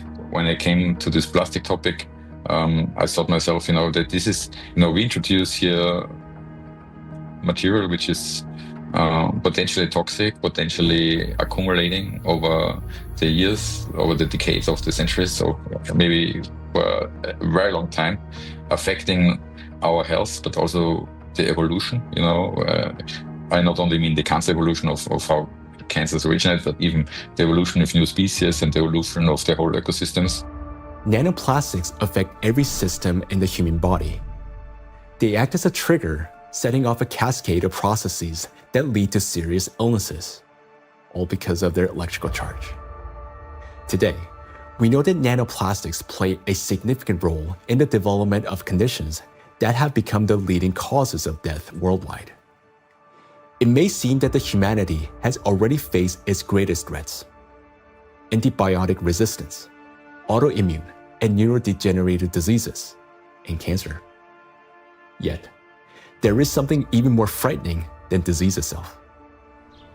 Imagine living an ordinary life, feeling healthy, full of energy, going to gym, delivering a presentation, meeting friends. But then, a moment later, one suddenly dies. The body stops functioning as if someone has switched the lights off. Is there a link between MNPs and sudden death syndrome? Sudden adult death syndrome remains one of the most troubling and unexplained medical mysteries. A person may show no signs of illness, yet their life ends abruptly, leaving doctors and loved ones without an answer to the question, why? According to the World Health Organization, sudden arrhythmic death claims about 5 million lives worldwide every year. In Europe and the US, it accounts for up to 20% of adult deaths from cardiovascular disease. Traditionally, the main causes have been hidden heart conditions: coronary artery disease, arrhythmia, cardiomyopathy. But in recent years, researchers' attention has increasingly been drawn to a new risk factor: exposure to micro and nanoplastics. In order to understand how nanoplastics can trigger processes that can lead to sudden death, let's recall what they can do. As we know, the most destructive property of nanoplastic is the electrostatic charge on its surface, which allows these particles to interfere with the transmission of electrical impulses between cells and distort the signals that coordinate the function of organs and the body as a whole. And because this same electrostatic charge can also disrupt mitochondrial function in every cell, leading to energy deficiency, inflammation, and ultimately cell death, the greatest danger arises in the most energy-consuming organs, the brain and the heart, where such disruptions can trigger sudden death syndrome. Our brain controls breathing and heart function through precise electrical impulses. If nanoplastic blocks or distorts these signals, the heart can cease to beat or breathing can stop. And this breakdown is not sudden. It results from a gradual accumulation of disruptions. That is, the signals from the brain's cardiovascular center become increasingly distorted and unstable, step by step, impairing the transmission of electrical impulses within the heart muscle. While this initially appears as arrhythmias, the heart beating too fast, too slowly, or irregularly, these malfunctions worsens and eventually reach a critical threshold, at which point the rhythm collapses and the heart stops.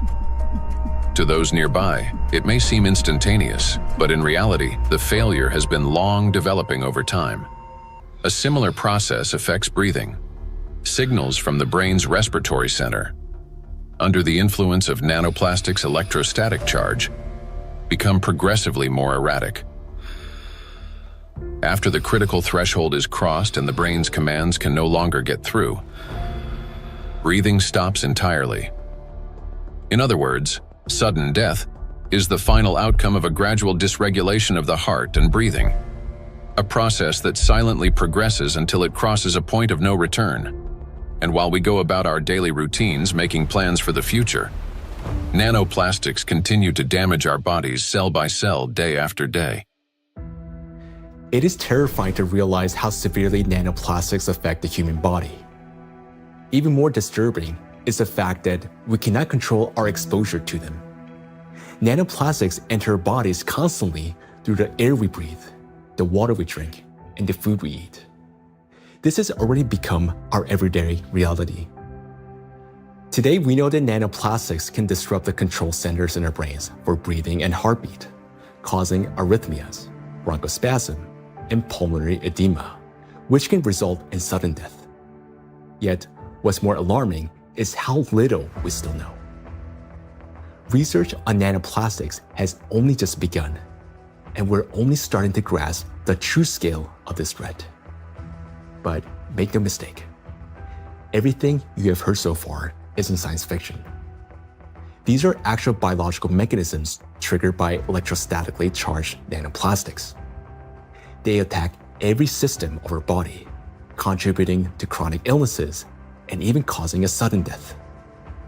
But their impact reaches beyond the current generation. These nanoplastics are already affecting our children and even our ability to bring new life into the world. Micro and nanoplastics destroy reproductive health. Current scientific evidence strongly indicates that mitochondrial dysfunction may be a root cause of infertility in both men and women, as well as negatively affecting conception, pregnancy, and embryonic development. For men, fertility depends on producing a sufficient number of healthy sperm cells that not only survive, but also possess adequate motility and the necessary energy to reach and fertilize an egg. That energy comes from mitochondria, which provides the ATP required for sperm movement. When mitochondrial function, however, is damaged or becomes unstable, sperm motility decreases, and even shape and structure of sperm cells can be altered, directly reducing the ability to conceive. From 1973 to 2018, the global sperm count in men declined by more than 60%. We have maybe here two important points if it comes to fertility, because it's not, it's the additives definitely, and we know that for quite some time that additives have endocrine disrupting or may have endocrine disrupting properties, and that can influence the fertility, but also they can be part of the particles themselves, because the particles, you know, in many ways can have already added these endocrine disruptors, or they can also have them as the corona, so they can integrate them into the surface of the particles and then enter the body via the particles as a Trojan horse, basically. So you can have both ways. In studies conducted by Chinese scientists, microplastic was found in every semen sample. Its impact on sperm cells is both rapid and destructive. Within just 30 minutes of exposure, mitochondrial function is disrupted and DNA damage begins. This reduces sperm viability and makes conception nearly impossible. Animal studies have shown that micro and nanoplastics can accumulate in the testes, cause testosterone deficiency, and impair spermatogenesis. Micro and nanoplastics disrupt erectile function.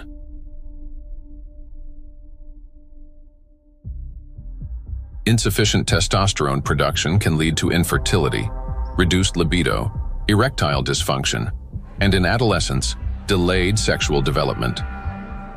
Producing testosterone requires large amounts of energy in the form of ATP.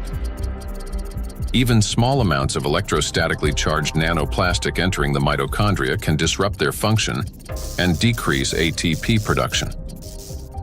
This, in turn, can lower testosterone levels by 60 to 70%. Such a drop impairs blood flow in the corpora cavernosa, the structures of the penis responsible for erection. As a result, this leads to erectile dysfunction and ultimately to impotence. In addition, electrostatically charged nanoplastic interferes with nerve impulse transmission, which means that even in a state of sexual arousal, an erection does not occur. This has been confirmed by research from Anhui Medical University in China. In animals with chronic microplastic intoxication, erectile function was impaired after just 1 month. Results of a national study in Japan showed that erectile function and sexual activity are declining among the younger generation. Every third man in Japan, which is about 14 million individuals, suffers from erectile dysfunction. Moreover, young Japanese men, particularly those aged 20 to 24, exhibited decreased sexual desire, weak erections, difficulty reaching orgasm, and low levels of sexual satisfaction.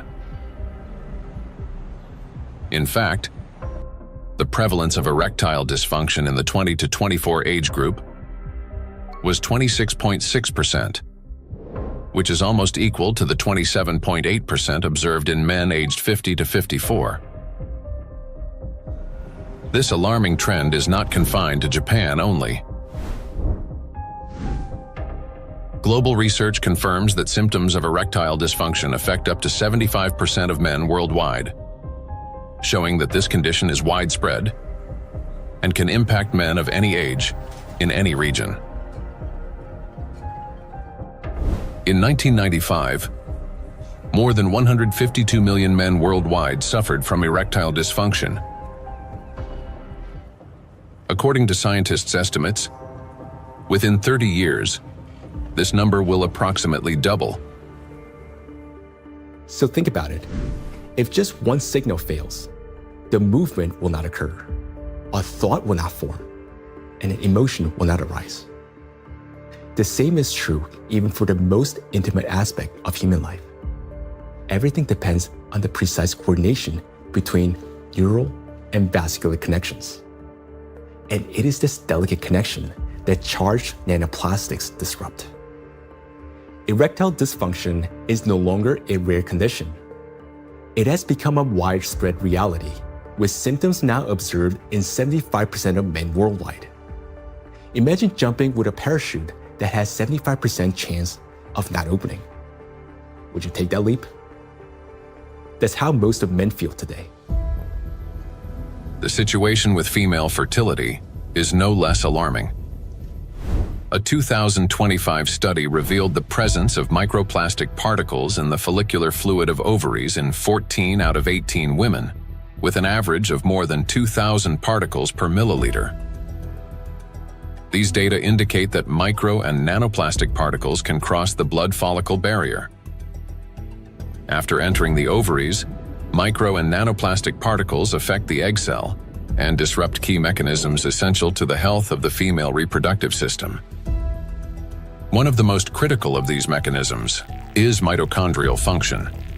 Each egg cell contains between 100,000 and 600,000 mitochondria, and the energy they produce is vital at every stage, from egg cell formation and maturation to fertilization, and the subsequent growth and development of embryonic tissues. Mitochondrial dysfunction caused by exposure to nanoplastics can impair egg cell maturation, reduce the likelihood of successful fertilization, and even lead to developmental arrest of the embryo. Accumulation of nanoplastics in reproductive organs can be one of the main causes of infertility.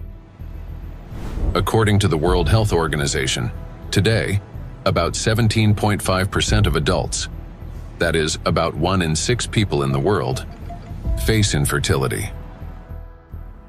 Given the global spread of plastic pollution, Professor of Environmental Medicine and Reproductive Health, Dr. Shanna Swan predicts that by 2045, the world's population may become completely infertile. Micro and nanoplastics affect the emergence of life. During pregnancy, a woman's body creates ideal conditions for the growth and protection of the fetus.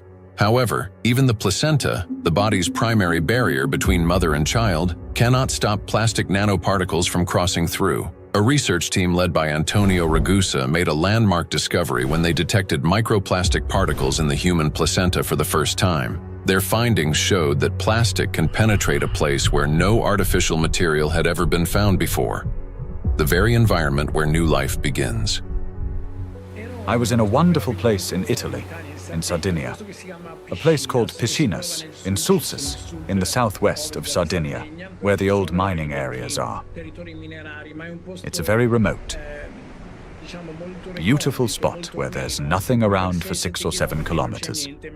While I was walking, I suddenly saw these bright, colorful, sparkling things on the beach. I asked my wife, "What is this?" She looked at me a little puzzled and said, "Well, it's plastic." I said, "Plastic? How could plastic get here when there's nothing for 7 or 8 kilometers in any direction? She looked at me again, with an expression that made it clear how little I understood, and said, "It comes from the sea, of course." And that's when something clicked in my mind. If plastic can spread through the ocean and end up in such untouched places, then it could also reach the inside of the womb, and so inside the bodies of babies. Naturally, from that intuition, I started pursuing this line of research. I'm a gynecologist. I help deliver babies. So I knew about plastics as much as everyone else, until a certain point. But I began reading and studying, and I reached out to some scientists who worked with microscopes. One of them was a brilliant professor working on the opposite side of Italy, in the Marsh region. She used a Raman microscope. A Raman microscope allows you to examine tissues and determine whether they have plastics inside them. Now we call it plastics, for simplicity. But of course, the term plastics covers a wide range of materials. There are dozens and dozens of different plastics. Let's say they are tiny pieces, polymers, that is, infinitely repeated tiny pieces of certain materials that we use every day, throughout the day. So we sent placentas to this professor, and she did an excellent job. She was able to locate and identify plastics inside placentas for the first time. The article we published in 2021 caused a bit of a scandal because the idea of plastics inside the placenta, inside our babies, was shocking to people.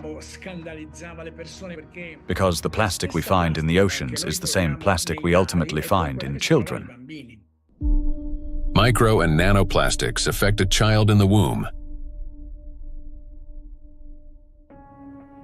Plastic triggers inflammation and disrupts blood flow in the placenta.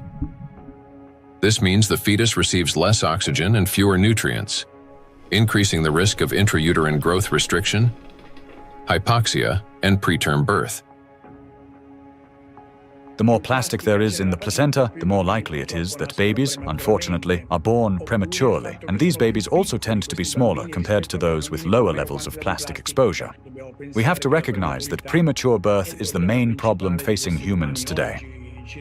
In Italy, it's about 7%. In the United States, where the healthcare system is clearly less effective than Italy's, 12% of babies are born prematurely. So, in this sense, an increase in this number would mean an even greater burden for humanity, biologically, for families, and for everyone involved, and of course, economically, for those who care about costs. We know that these particles can be taken up by these particles going through the placenta and then being found in the embryo, and therefore indicating that already in very early life we have an exposure also to the embryo.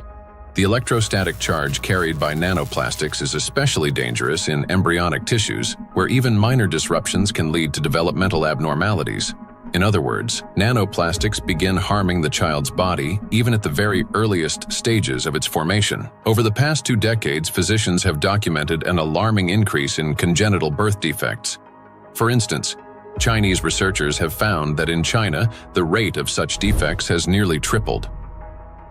Similar trends have been observed in other countries. One of the fastest-growing congenital abnormalities in newborns is gastroschisis, a defect of the anterior abdominal wall in which loops of the intestine and sometimes other organs protrude through an opening in the abdominal cavity. The prevalence of this defect has increased over the past 3 decades. For instance, in the United States between 1995 and 2012, the percentage increase in gastroschisis ranged from 68% to 263%. An increasing number of children are also being born with hypospadias, a condition in which the urethral opening in boys is located in an abnormal position. In the United States, the incidence of hypospadias has risen by approximately 17% over the past 20 years. A recent growing number of cases involving congenital heart defects, Down syndrome, and other developmental anomalies have also been reported. Impact of micro and nanoplastics on children after birth. After birth, children continue to be exposed to micro and nanoplastic particles. Plastic baby bottles, food packaging, and toys are all sources of contamination. When a baby bottle containing warm water is shaken, up to 16 million microplastic particles per liter can be released. Hot water and sterilization further accelerate this process. As a result, infants are exposed daily to millions of microplastic particles and trillions of nanoplastics. Scientists have even detected microplastic in human breast milk. Research has shown that nearly 40% of breast milk samples, one of the most essential sources of infant nutrition, already contain hazardous plastic microparticles. Due to their higher metabolic rate and breathing frequency, children take in more air, water, and food per unit of body weight than adults. Consequently, at the same level of environmental contamination, their bodies absorb higher doses of microplastic. Moreover, the protective barriers in a child's body are not yet fully developed. This means plastic particles can penetrate tissues more easily and accumulate at higher concentrations. For example, in children under 2 years of age, the ethmoid bone is not yet fully formed, and its openings are wider, allowing plastic particles to pass more easily through the olfactory nerves directly into the brain. Plastic is an infiltrator, and it's mainly children who are affected by it. In our scientific article that drew a lot of attention and was widely cited, we called them cyborg babies, meaning babies who are made of organic material, but also inorganic material like plastic. These babies are smaller. They generally have smaller brains, and very few end up with lower levels of plastic in their bodies. They're not completely free of it, since plastic is everywhere, but with lower levels of plastic. Because of the electrostatic charge of micro and nanoplastic particles, as well as the presence of bisphenols and phthalates, the endocrine and reproductive systems of children are particularly vulnerable. These substances interfere with the formation and development of the reproductive organs, potentially leading to infertility later in life. Given scientific projections that by 2045 humanity could face widespread infertility, children born after 2020 may have a high likelihood of being unable to conceive their own offspring. I have 2 little daughters, and for me personally, everything we have just heard is terrifying. The truth is that we still don't fully understand the catastrophic consequences of our children being exposed to micro nanoplastics. Or, as Dr. Ragusa put it, they have become cyborg children. We're only beginning to grasp the full scale of this reality. And it is truly heartbreaking to look at small children and realize that they may never be able to have children of their own. Not to mention that their lives are already at risk today. The immune system is also at risk. In early childhood, it is still learning to distinguish between friends and foes. Exposure to microplastics can disrupt this process, increasing the risk of allergies, eczema, food intolerances, and even autoimmune diseases. But it also has long-term consequences by which cell programming determines diseases that will then manifest themselves when a person reaches adulthood. That is, at 40 or 50 years of age. And these are diseases that are currently overwhelming, if not outright damaging, our world. They're the so-called non-communicable diseases: obesity, hypertension, diabetes, and metabolic syndrome. A child's brain is especially vulnerable in the first years of life, a critical period of rapid nervous system development when neurons are formed and complex neural connections are established. However, electrostatically charged nanoplastic can interfere with these delicate processes by inducing inflammation, damaging immature nerve cells, and impeding their development. As a result, memory, attention, and learning abilities may be impaired, and emotional instability can arise. Over time, this may manifest as anxiety, learning difficulties, and episodes of aggression. In addition, studies indicate a potential link between exposure to micro and nanoplastic and the development of autism spectrum disorders. Given the breadth of damage that electrostatically charged micro and nanoplastics can inflict on the human body, the scientific community may need to examine their possible role in the rapid rise of autism more closely. For me as a father, it is heartbreaking to realize how truly defenseless our children are.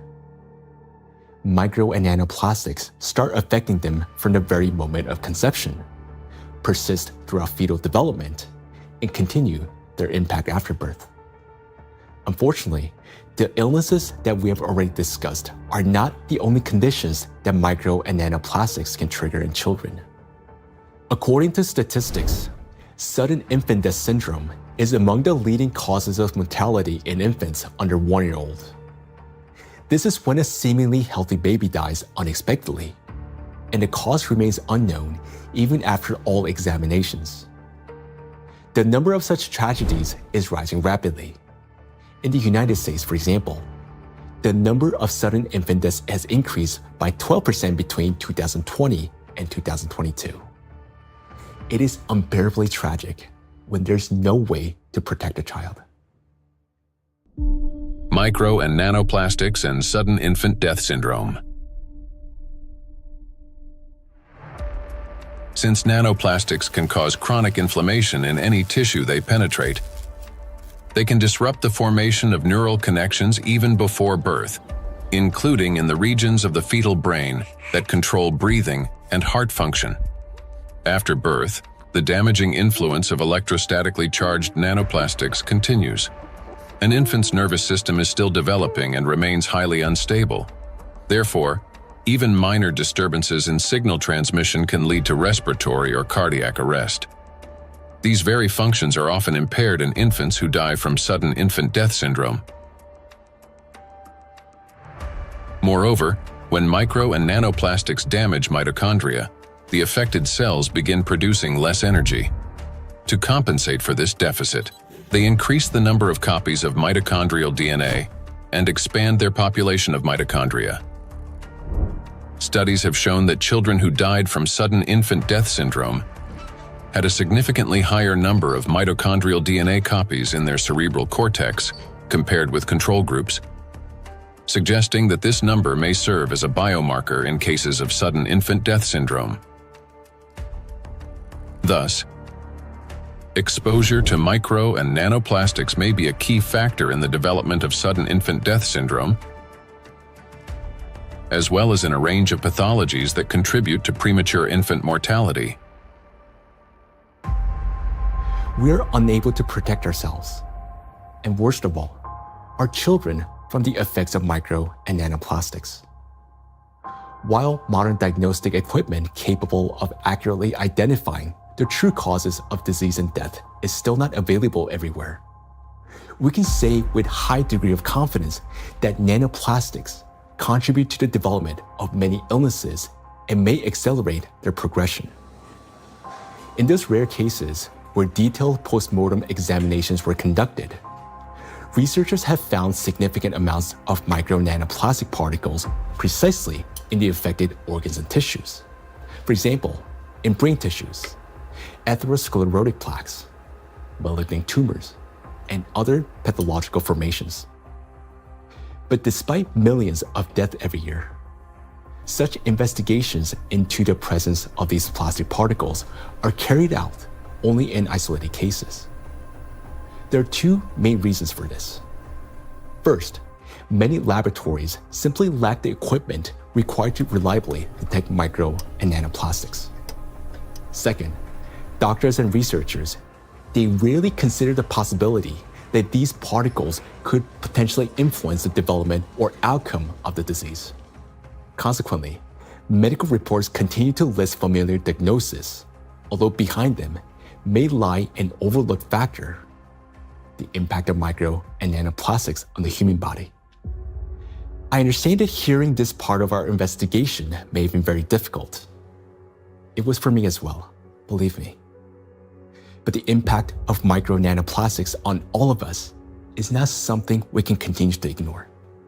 This is a crisis already underway, one that remained unnoticed for so long because the threat has been working silently within. Every day, and I'm not talking about every year or every month, but every single day, the amount of micro and nanoplastics around us continues to increase.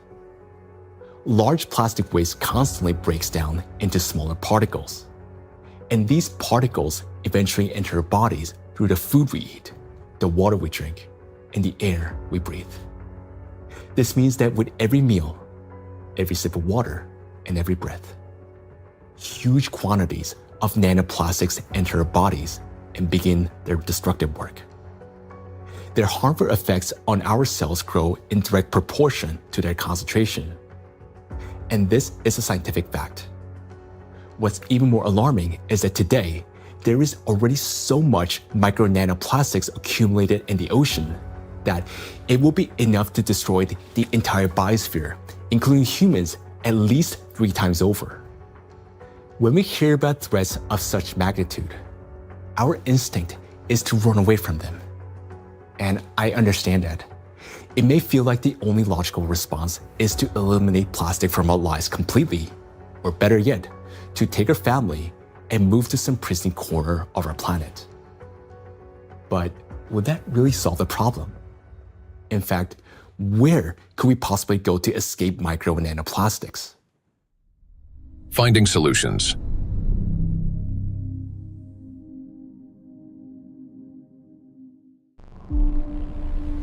Exclusion zones.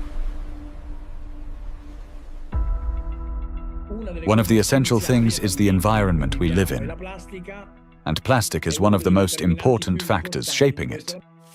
Micro and nanoplastics have now infiltrated every corner of the planet, yet their distribution is far from uniform.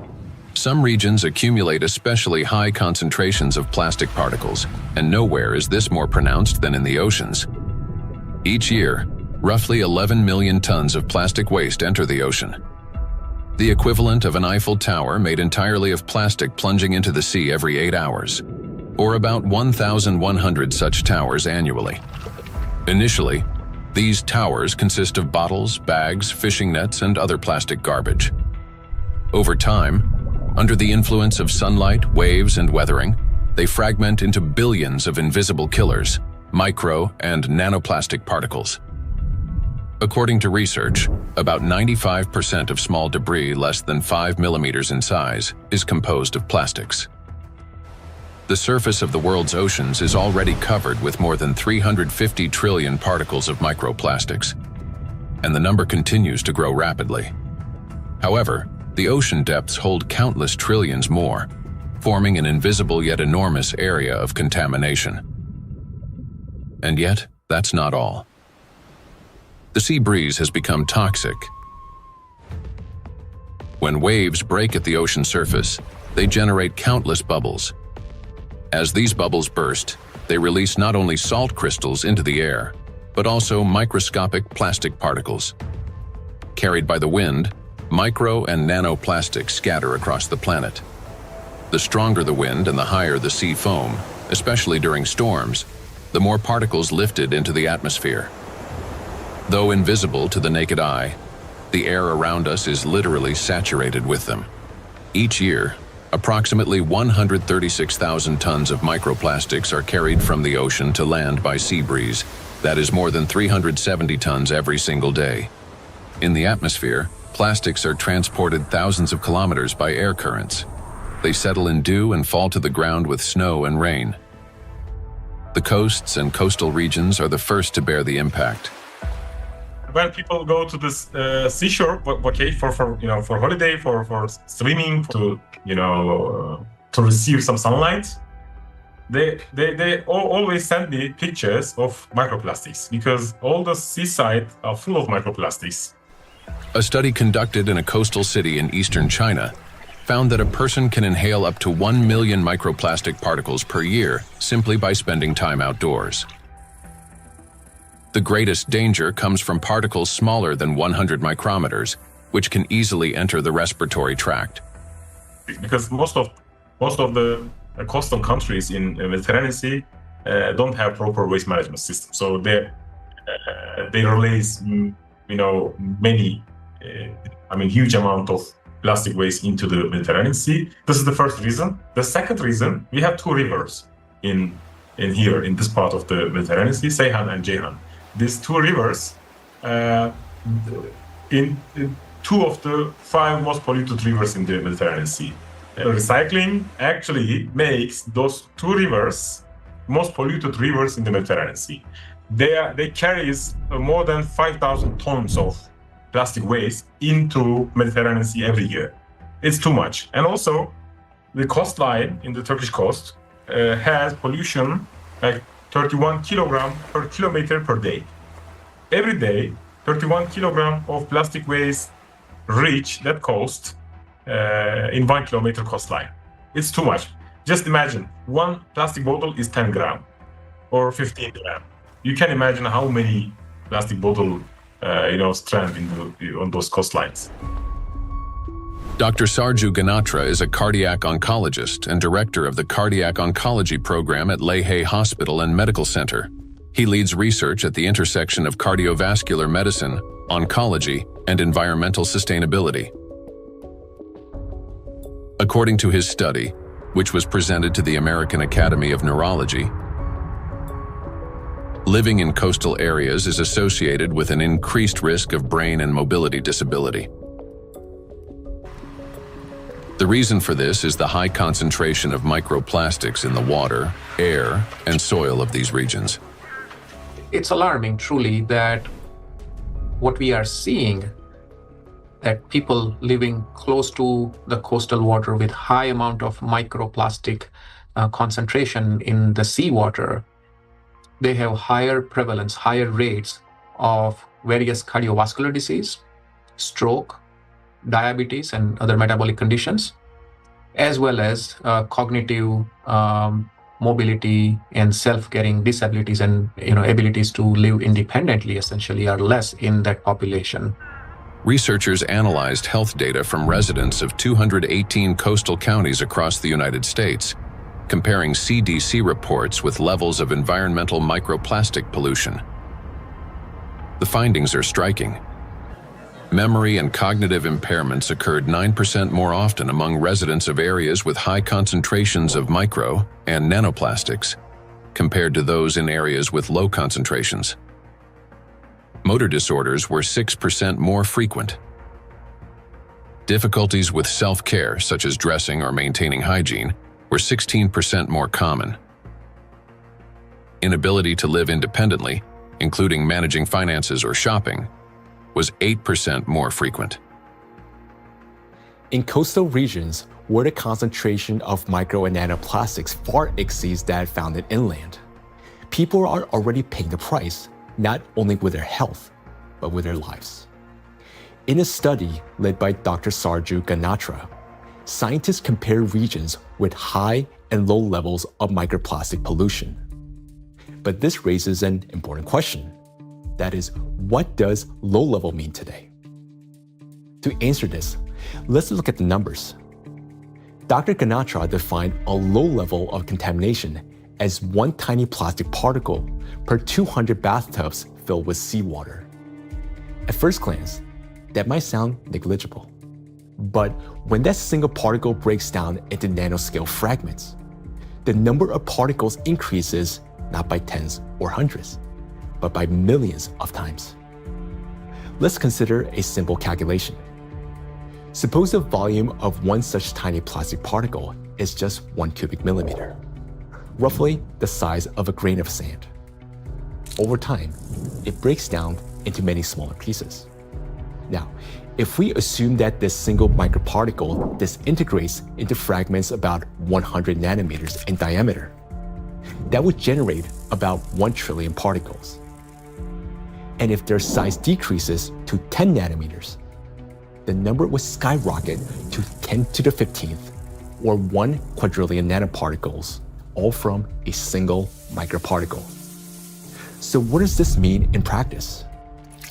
It means that even one glass of such clean water, which hardly exists anymore, would potentially contain about 5 million nanoplastic particles. And for the human body, after drinking just one glass, at least 5 million cells will be put at risk. So can this so-called low level of contamination truly be considered safe? Each of those 5 million particles entering a body can trigger inflammation, cause hypoxia, and disrupt communication between neurons. Note that these effects aren't always immediately noticeable. A mild headache, occasional fatigue, anxiety, or difficulty concentrating. All these may be early warning signs of cognitive decline, neurodegenerative diseases, disability, and ultimately, death. These symptoms are particularly evident among people who live or spend significant time near the coastal regions. And the decline in their health is an early warning sign, a reflection of a much larger crisis unfolding across the world. Do you remember Professor Gundogdu saying that the coastal countries of the Mediterranean don't have an adequate waste management system? Well, according to research, the concentration of microplastics in this region is about 4 times greater than North Pacific Ocean, where, by the way, the Great Pacific Garbage Patch is located. And in addition to 5 already known invisible garbage patches, researchers have identified a 6th garbage patch hidden in the Mediterranean Sea. It's called invisible because it consists mostly of microplastics. And unlike other oceanic garbage patches, which are at least far away from the densely populated coastline, this one is surrounded by 21 countries. It's a home to nearly 500 million people. We can say that this is the most dangerous garbage patch of the planet, because here, the plastic has already broken down into small sizes that are dangerous for life. Everyone living in the Mediterranean is constantly breathing air with an extremely high concentration of micro-nanoplastics. This is an extremely dangerous zone that should have been long ago been designated as an exclusion zone. Now, recall the battery example and imagine how many charged particles are present and how much energy is concentrated there. That's why the Mediterranean Sea is warming faster than the rest of the world's oceans. This is very serious because Mediterranean plays a key role in shaping the climate of Europe and the Mediterranean countries. It affects the weather patterns, rainfall distribution, and even the ecosystems of the entire region. It is precisely this extreme warming here, driven by micro and nanoplastics, that is intensifying the climate anomalies, extreme weather events, and even natural disasters throughout the Mediterranean. Meanwhile, the amount of micro and nanoplastics continue to rise with every passing minute. And what worries me personally is that people do not know this and continue traveling to these regions, often with their children, thinking that they're going there to rest and recharge, when in reality, they're entering a zone of extreme danger. So the things that once symbolized health, freedom, and luxury, a yacht on an open water, a villa by the sea, or even a private island in the ocean, they're now slowly turning into exclusion zones. For now, this problem is mainly recognized by scientists, but it will soon become impossible for the public to ignore. And when that moment comes, mass migration from coastal regions will be inevitable. Thus, if we fail to find a solution, the economic losses will be enormous, as the tourism industry will collapse and luxury resorts on the coast will be deserted. Yet, the threat doesn't end there, because the tiny plastics are constantly spreading by the atmospheric circulation and contaminating everything in its path. Borders just for human, not for particles. So all these small microplastics can travel long distances. We have done experiments on the samples in Siberia, on samples in the north and south and polar regions, and we found in many of those we found nanoplastics. So most of the areas that are considered pristine are at least episodically polluted by nanoplastics via air. We measure around 20 nanograms per cubic meter of air on average. And this is pristine and clean air, and you think it is nothing here, but it's actually almost always something.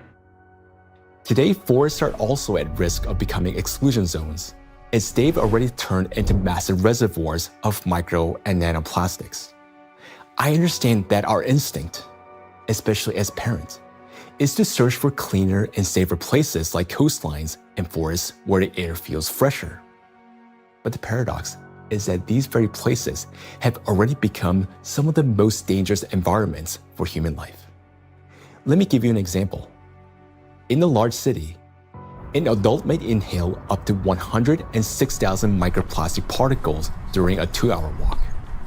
Yet, in areas near the bodies of water, that number far exceeds that, and those 2 hours may be enough to trigger a cascade of diseases, whereas for some individual, a fatal outcome.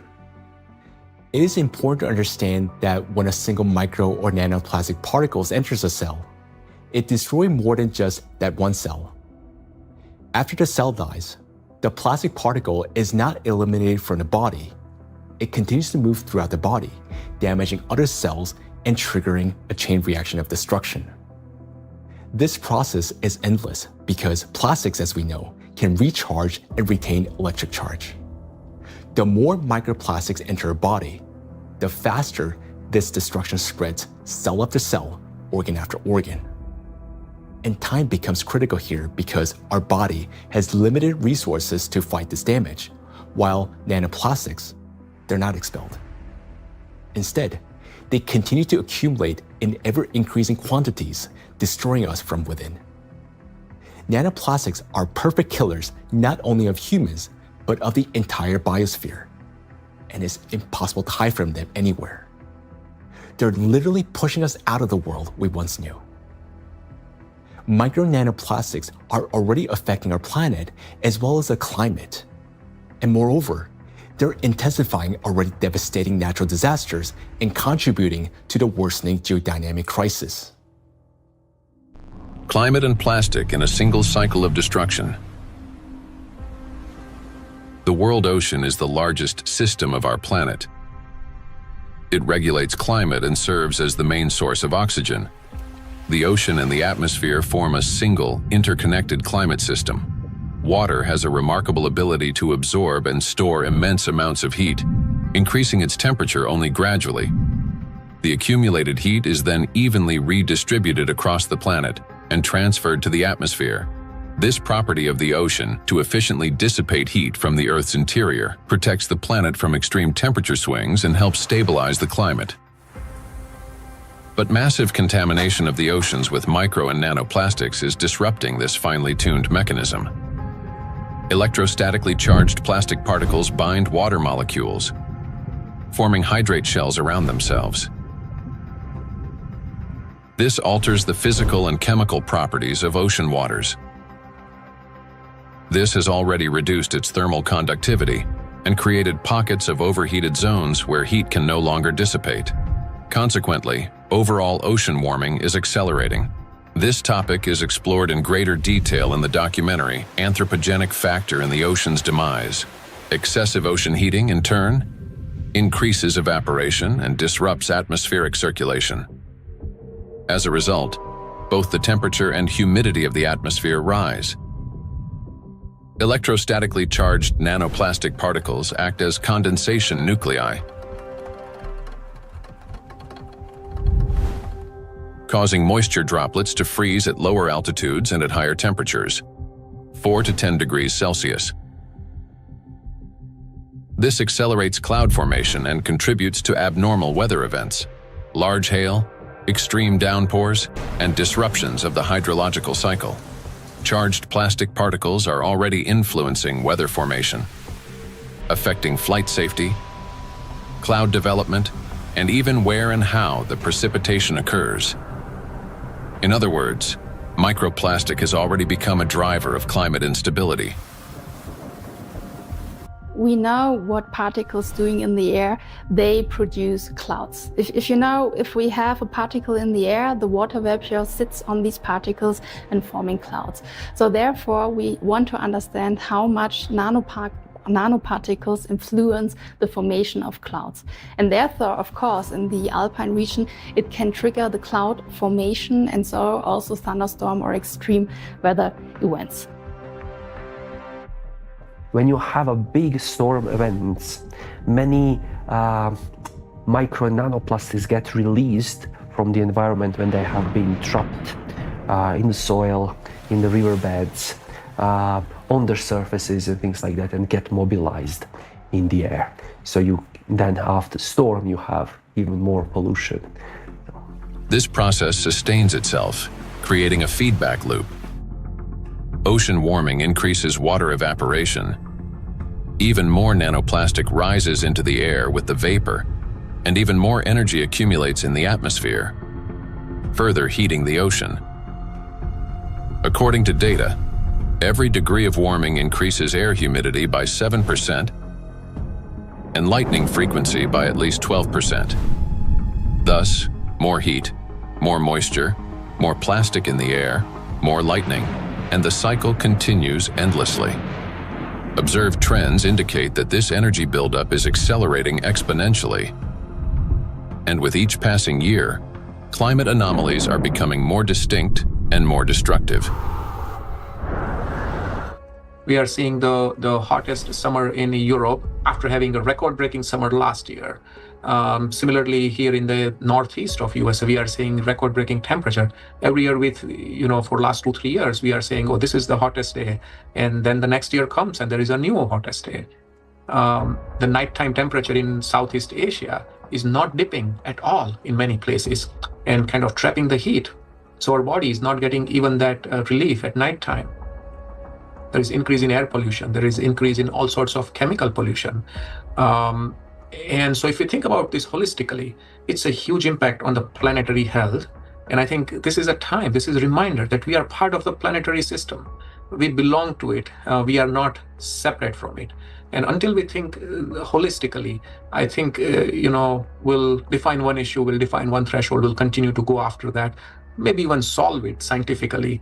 But until we think holistically and act holistically as a community, as a society, I think we are in trouble.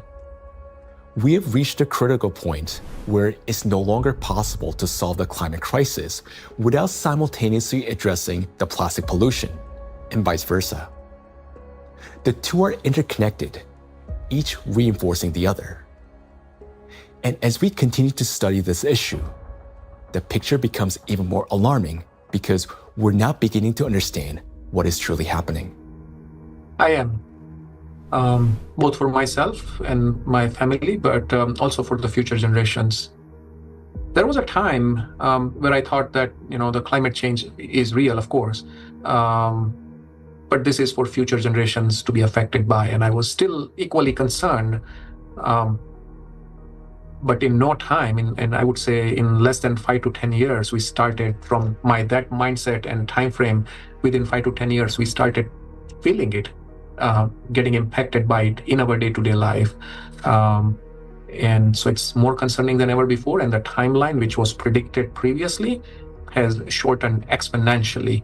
The impact we are seeing on a global climate, from ambient air to the thinning of the Arctic ice. And it's not linear model, right? I mean, the physics is going to play out. The thinner the ice, it's going to take much less amount of time to melt it, even the same volume, in a much shorter period of time. So I think these timelines are really concerning, and I am afraid, yes. Indeed, many signs indicate that our planet's energy balance has been disrupted, and natural processes are intensifying exponentially. Consequently, we may have less and less time to respond, and nanoplastics are playing a key role in this acceleration. In the past, excess heat from the Earth's interior was removed gradually, step by step, yet effectively. It was first partially absorbed by the oceans, and then transferred into the atmosphere, and then finally released into the space. This sequential process prevented excess energy from accumulating within the Earth's interior or the atmosphere, allowing the planet to cool and reduce the thermal load on the inner layers. But today, this natural mechanism has been disrupted. Nanoplastics no longer merely affect the climate, but they also exacerbate the geodynamic crisis and intensify natural disasters by obstructing the release of heat from our planet's interior. The role of micro nanoplastics in this process is described in detail in the report on the progression of climate catastrophes on Earth and their catastrophic consequences. So our entire planet is contaminated with micro and nanoplastics, and we have nowhere to escape to. These particles are in us, in our children, disrupting and destroying more and more cells in our bodies. This is why confronting plastic pollution is no longer optional. It is essential for our survival. The first and most obvious step may appear to be eliminating the use of plastic and recycling the waste that has already accumulated. But we must ask ourselves, will that truly be enough? The illusion of addressing plastic pollution. Even if we were to stop plastic production today, even if the last plastic bottle we discard today, it's going to last there in our oceans for at least 400 plus years. And then the journey of micro nanoplastic begins. And so we have a poster in our cafeteria where we say that, you may not see your grandkids or great-great-great-grandkids, but I will, saying the plastic bottle. And I think that's true. If we look at the scale of plastic pollution in the oceans, it becomes clear that a complete cleanup can take millennia. Today, the world ocean contains about 200 million tons of plastic waste. Meanwhile, every year, around 20,000 tons are extracted. That's less than 1/100th of 1%, a negligible fraction compared to the existing volume. At this rate, fully cleaning the ocean would take about 10,000 years. And that's only if we stopped all plastic entering the ocean starting today. Plastics are entering the environment currently at a rate that far exceeds our capacity to remove it from the environment or to mediate the wastes. Let's assume humanity achieves a technological breakthrough, invests enormous resources, and increases cleanup efficiency 5-fold. Even then, the process would still take around 2,000 years. In reality, we cannot cope even with the current annual influx of pollution, let alone eliminate the consequences of what has been accumulating for decades. Not only are we unable to remove all the plastic that has built up in the biosphere, but attempting to do so could also endanger living organisms. There are some organization initiatives, they are trying to collect the waste, accumulate that garbage patches, that locations. They are also collecting nullstone, the organisms living just the 15 centimeter of the first layer of top ocean. So those organisms, using that, those artificial material as a, hunting ground, nesting ground, feeding ground, or, they are laying egg on those plastics. So when you remove all these plastics, you also remove all those organisms. So because removal itself also another problem. So once plastics get in the environment, there is no proper and harmless way of removing these plastics from those environments. Moreover, a significant portion of plastics has already broken down into micro and nanoparticles that now lie on the seabed, drift through the water column, have entered the bodies of marine organisms, and become part of the global cycle of matter. These particles cannot be captured with nets or collected manually. This means that simple mechanical removal of plastics from the environment, even under the most optimistic scenario, will not solve the problem. We are no longer dealing with debris that can simply be picked up, but with nanoparticles carrying an electrostatic charge. This nanomaterial has already become embedded in every living thing on the planet. And even if we succeeded in removing every plastic bottle and every wrapper from the ocean, one question would still remain.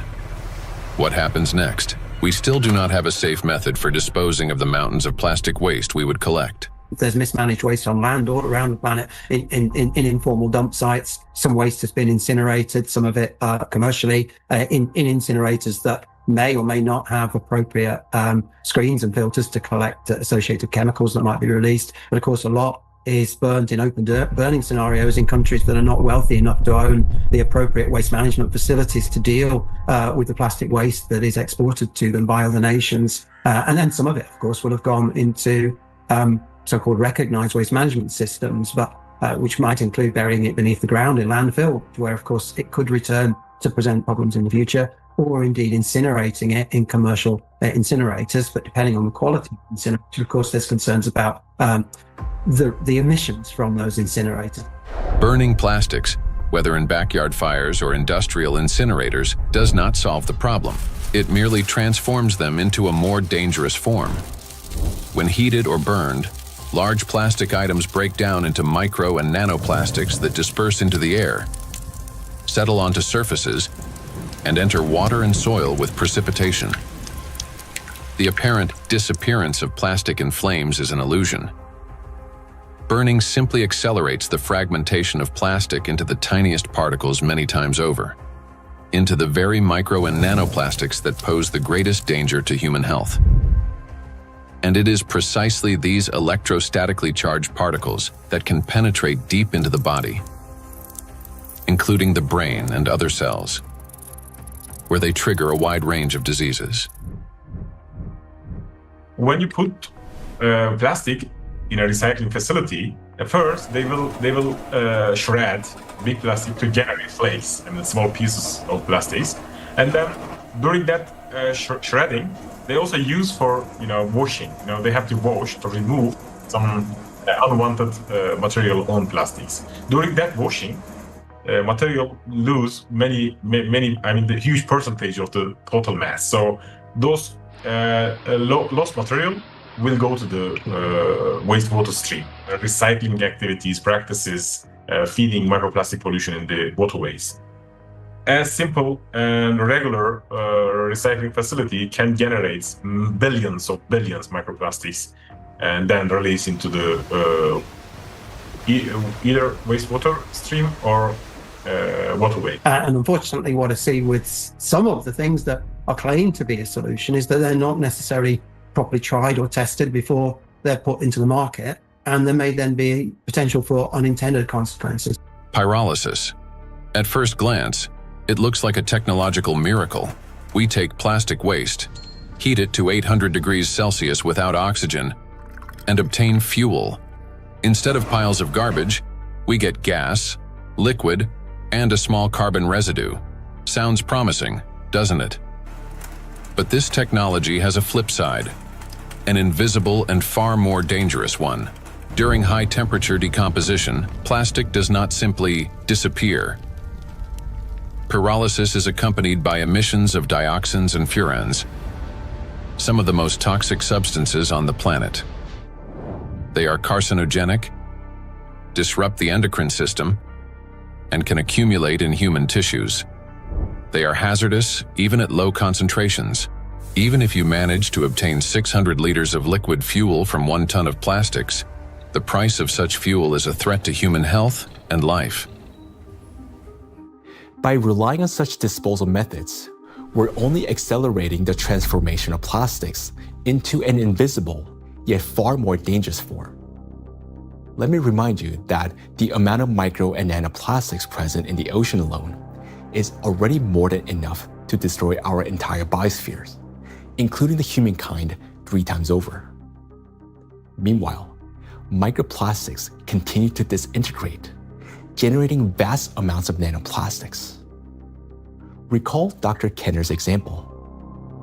A single microplastic particle can fragment into billions of nanoparticles. And with countless microplastics already present everywhere, constantly breaking down into even smaller fragments, this process is driving the destruction of humanity and of everything around us.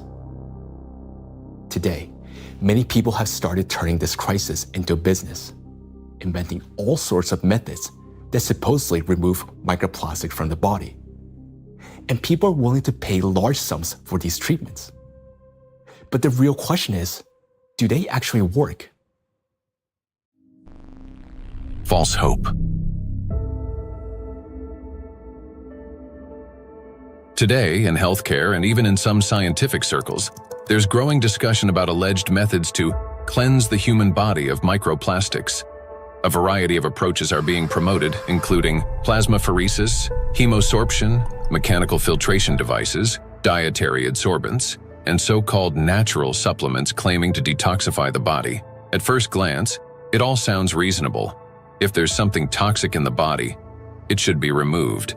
But the truth is that these methods don't actually solve the problem.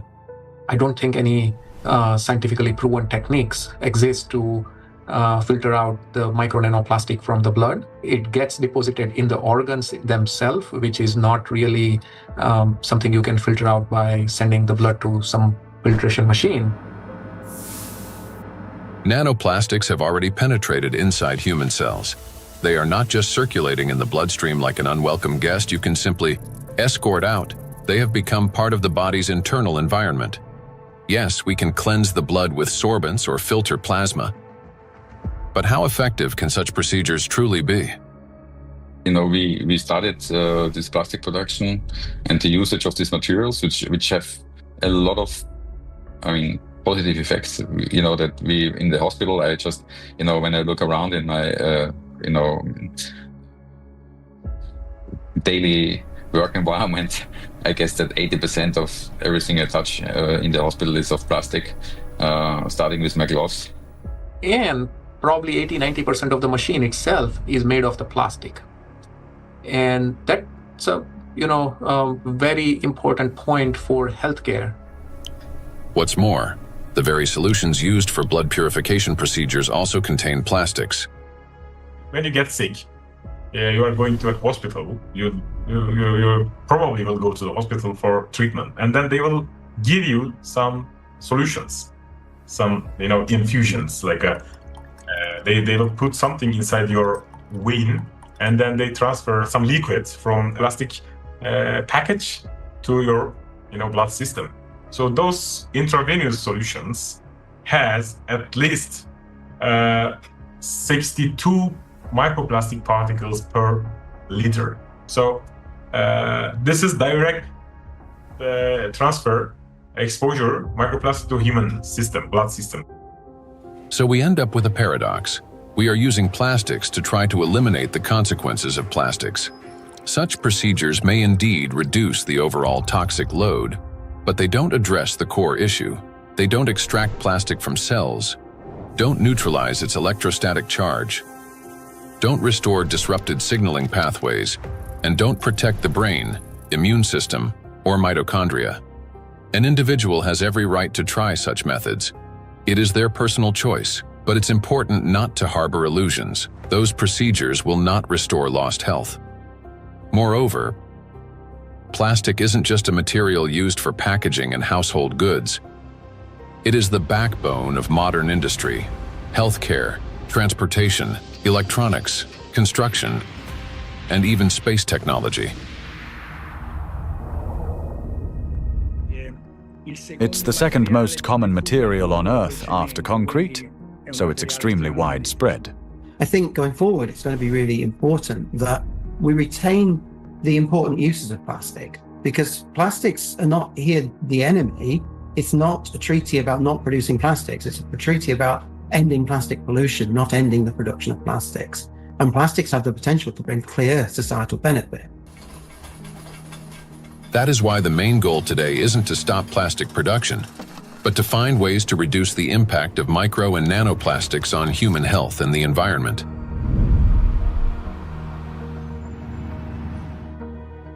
Creating false hope is extremely dangerous.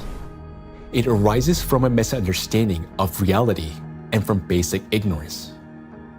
We must remember that the most dangerous plastic particles are those small enough to penetrate our cells.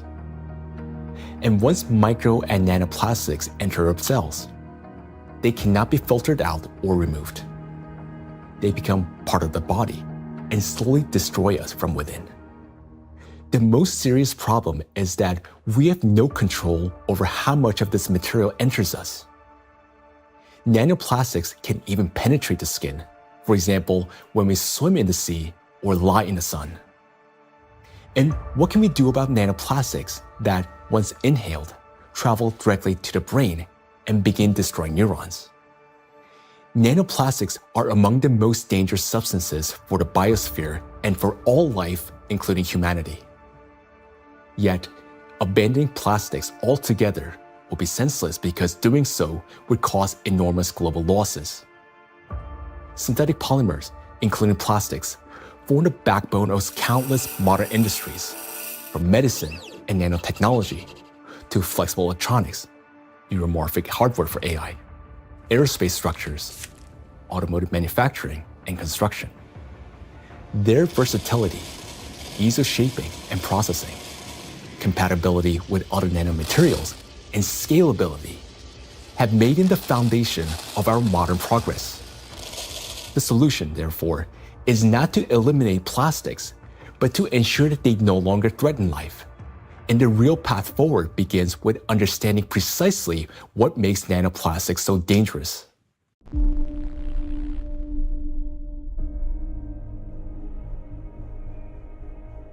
Now, we already know that electrostatic charge is the basis for their destructive power.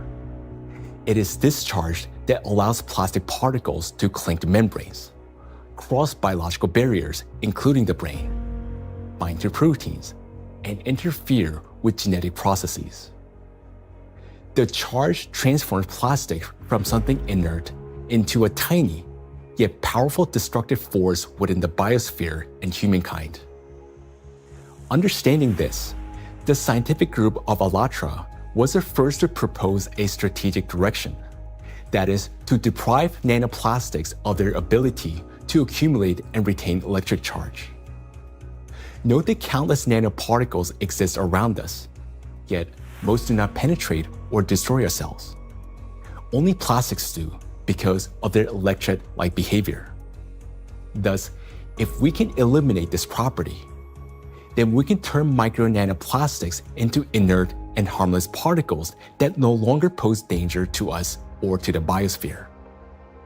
Now, how did the scientific group of ALLATRA come to understand this and become the first to propose a solution? The answer goes back many years and to the work of Dr. Igor Danilov, a vertebrologist and researcher who spent many years studying spinal diseases. Over 20 years ago, he was actively engaged in scientific research focused on investigating degenerative processes in intervertebral discs. His work included a comprehensive experimental and clinical study to understand morphological and biochemical changes occurring in the nucleus pulposus, intercellular substance, and cartilaginous tissue of intervertebral discs. While studying cellular processes, Dr. Danilov focused on immune regulation and pathological reactions that could trigger cell degeneration. He noted that mitochondrial dysfunction was one of the main drivers of these changes, and this insight became the starting point for investigating what might be disrupting cellular function. Dr. Danilov frequently visited specialized laboratories, and in the course of detailed analyses, he found foreign particles inside the cells, which he later identified as plastic. This discovery became a key moment in his research, as he began to analyze possible mechanisms by which plastics affect cells. Through his investigations, Igor Danilov determined that the negative impact of tiny plastic particles on cells stems precisely due to the damage they cause to mitochondria. This conclusion was based on observations that cells containing these tiny plastic particles showed clear signs of mitochondrial dysfunction, which in turn exacerbated degenerative processes. Here, Igor Danilov suggested that the ability of plastic particles to penetrate cells may be due to their electret-like behavior. That is, the ability to accumulate and retain electrostatic charge, which allows them to form a biological shell around themselves. This property enables the plastic particles to enter cells easily, avoid detection by the immune system, cross protective biological barriers, including the blood-brain barrier, disrupt normal cell function, and provoke degeneration and cell death. On this basis, Igor Danilov proposed that to neutralize these tiny plastic particles, we must deprive them of their ability to accumulate and retain charge. He shared his findings and projections about the harmful effects of tiny plastic particles with his colleagues from various medical fields, including surgeons, oncologists, cytologists, pathologists, and geneticists, as well as with biologists and chemists. Soon after, these specialists confirmed his alarming observation that these plastic particles do accumulate in critical organs in the body, such as the brain, heart, intestines, endocrine, and reproductive organs, where their presence can disrupt organ function and destroy our health. Igor Danilov's predictions were deeply concerning, especially in light of global trends, the rising production of plastics and the growing accumulation of plastic waste in oceans and ecosystems. Thus, more than 20 years ago, the scientific group of ALLATRA realized that micro and nanoplastics pose a serious threat not only to humans, but the entire biosphere. And each year, the number of these particles continues to grow, worsening the situation amid accelerating climate and geodynamic changes on the planet. The implications are far-reaching. If we can eliminate the charge from micro nanoplastics, we will not only eliminate their destructive impact on human health, but also remove the excess energy accumulating in the biosphere, the energy that currently fuels the geodynamic crisis and intensifies natural disasters. Thus, plastic would no longer act as a destabilizing factor, and many planetary threats could be mitigated at once if we can find a way to deprive nanoplastic of their ability to accumulate and retain charge. The question is, how can we achieve this? Well, let's be honest. This task is extremely difficult. It will not be enough to simply figure out how to neutralize the electrolyte behavior of these tiny plastics in a test tube. We must learn how to achieve this for every micro and nanoplastic particles already present in the biosphere, including those inside the human body, and do so without harming people or nature. Given the unprecedented scale of this challenge, solving it will require collaboration among experts across many disciplines: biophysics, nanotechnology, molecular toxicology, material science, and medicine. Plastic pollution is not a narrow environmental issue. It's a systemic global challenge that affects health, safety, natural resources, the stability of our civilization, and life itself. 20 years ago, the scientific group of ALLATRA already recognized the danger of micro and nanoplastics and identified the underlying principle of how they could be neutralized. But to this day, we haven't found a way to achieve it. That is why ALLATRA calls for unification of the world's scientific potential, a message that is unfortunately often misunderstood. Uniting scientists doesn't mean locking them all in one giant laboratory until they find a solution. Rather, it means fostering open international collaboration where experts from different fields freely share knowledge and work together toward a common goal. It's about aligning research methods, promoting open data exchange, developing compatible monitoring tools, and making coordinated policy decisions. The scientific community has already proven that such collaboration is possible when humanity unites around a common goal. Consider the Human Genome Project. Hundreds of institutions across dozens of countries, operating under unified data standards, achieved a breakthrough that transformed the course of science and medicine. In the same way, addressing the plastic crisis will require global cooperation, a collective effort to protect both ourselves and our planet. The ALLATRA International Public Movement actively supports the initiative of Pope Francis, Laudato Si', which seeks to raise the awareness of the importance of protecting our common home, the planet Earth. It is very important to emphasize that Laudato Si' is far more than just a call to care for nature. It is a practical and scientifically grounded guide, a roadmap for transforming our world and creating a better world for future generations. The encyclical provides a clear direction toward a sustainable future, uniting ecology, climate justice, and humanity's shared responsibility for protecting our common home. The ALLATRA movement, fully embracing these principles, views Laudato Si as a powerful catalyst for global cooperation in addressing environmental and social challenges, and preserving the delicate balance of our planet. Cardinal Peter Turkson, the Chancellor of the Pontifical Academy of Sciences, is widely recognized for his dedicated work in ecology and social justice. Thanks to his educational efforts and tireless advocacy, the encyclical is widely disseminated worldwide as a practical guide for safeguarding our planet.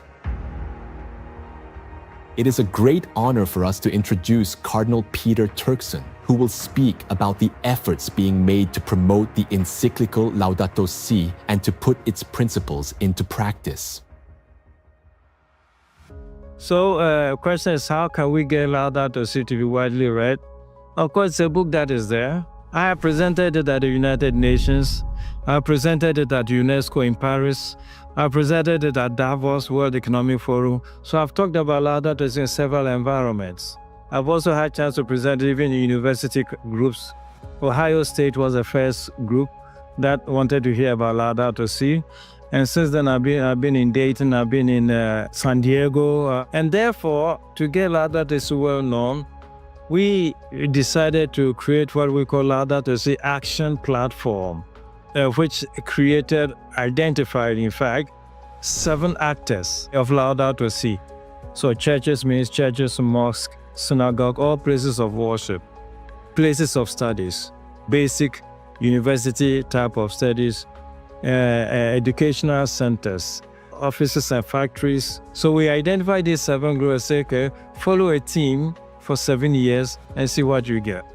Okay, all of that was to popularize the content of the encyclical Laudato Si and to encourage and enable people to put it into action or practice. So it's not just something written, but something that is actionable. And 10 years now, okay, this is 2025. Laudato Si was published in 2015.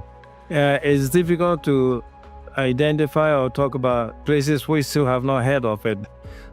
Personally, and from the point of view of our force, we've had occasion to kind of talk about this to different audiences and constituencies, but I still would not say that because of that it's known worldwide and by everybody and for everybody.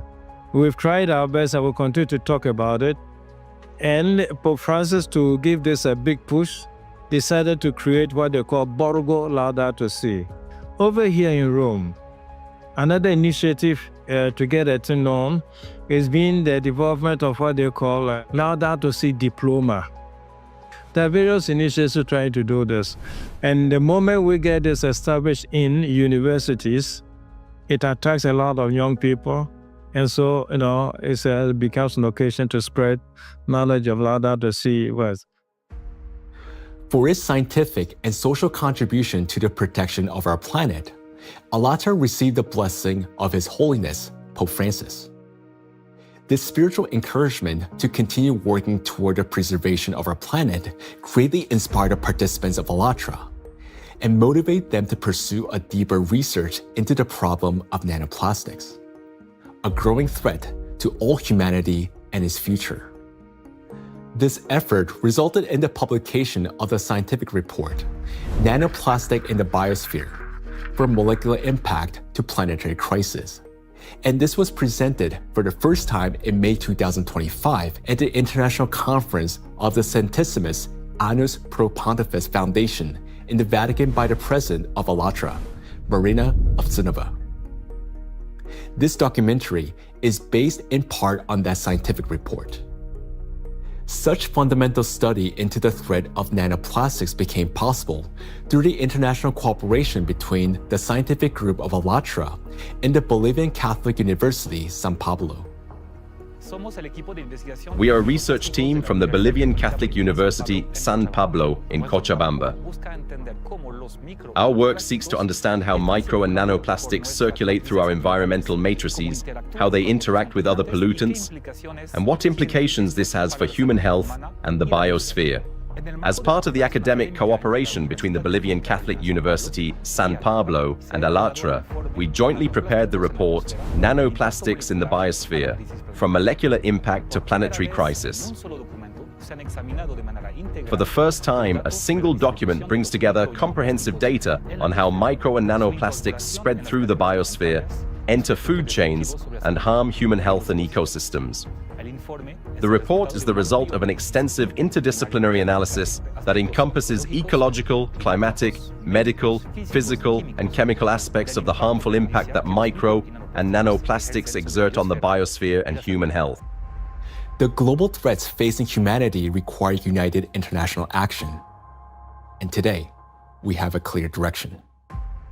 Thanks to the scientific group of ALLATRA, we not only recognize a problem, but understand its underlying physical nature, the electric charge that gives nanoplastics their destructive power.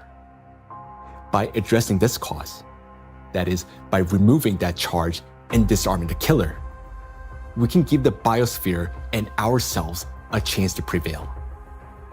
So we must use the time we still have. And this is not an exaggeration.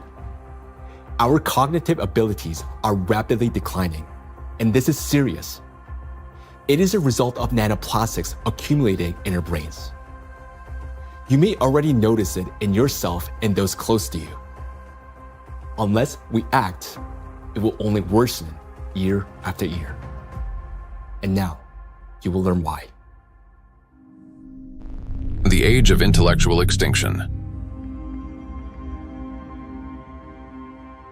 Throughout the 20th century, scientists observed a trend. Since 1932, IQ scores had been steadily rising. This phenomenon became known as the Flynn effect. However, among generations born after the 1970s, the rise in IQ has reversed to a gradual decline. Mandatory IQ tests for military personnel in various countries show a decline in scores since the mid-1990s. According to another study conducted between 2006 and 2018 at Northwestern University, Americans showed a decline in IQ across 3 out of 4 cognitive areas. This decline in average IQ has been termed the reverse Flynn effect. In 2025, the scores of U.S. high school students on major math and reading tests dropped to the lowest levels ever recorded. Their average math score was the worst since the current version of the test was introduced in 2005, while reading scores were the lowest since testing began in 1992. Similar trends have been observed in other countries. The steady decline in IQ continues to this day. Intelligence scores are no longer rising. They're slowly, but surely falling. But what lies behind this troubling trend? One important correlation stands out. The decline in average IQ coincides with the exponential rise in plastic production and pollution. Take a look at the graphs. The more plastic, and therefore the more micro and nanoplastics in the environment, the lower the IQ. This shows a clear link between increasing the amount of plastics and declining cognitive abilities. And that is deeply alarming. This isn't just a statistical correlation. As plastic production has skyrocketed, our daily exposure to micro and nanoplastics has risen with it. Charged plastic particles can easily pass through biological barriers, including the blood-brain barrier. Once inside the brain, nanoplastic particles accumulate not only in neurons, but also in glial cells, the very cells that nourish and protect neurons and help form neural connections. There are many more glial cells in the brain than neurons themselves. Electrostatically charged nanoplastic disrupts the function of glial cells, triggering inflammation and chronic stress, setting off a continuous cycle of destruction inside the brain itself. For the brain, chronic stress and inflammation are like a computer running on a critically low battery. When the battery is nearly drained but dozens of programs are still running, the system automatically switches to power-saving mode, shutting down energy-intensive applications to avoid overheating or freezing. Our brain works in a similar way. When stress and inflammation reach a critical point, the brain, like a computer, will eventually shut down its most energy-demanding regions to survive and conserve energy. The first to go offline is the prefrontal cortex, the youngest and most complex part of the brain.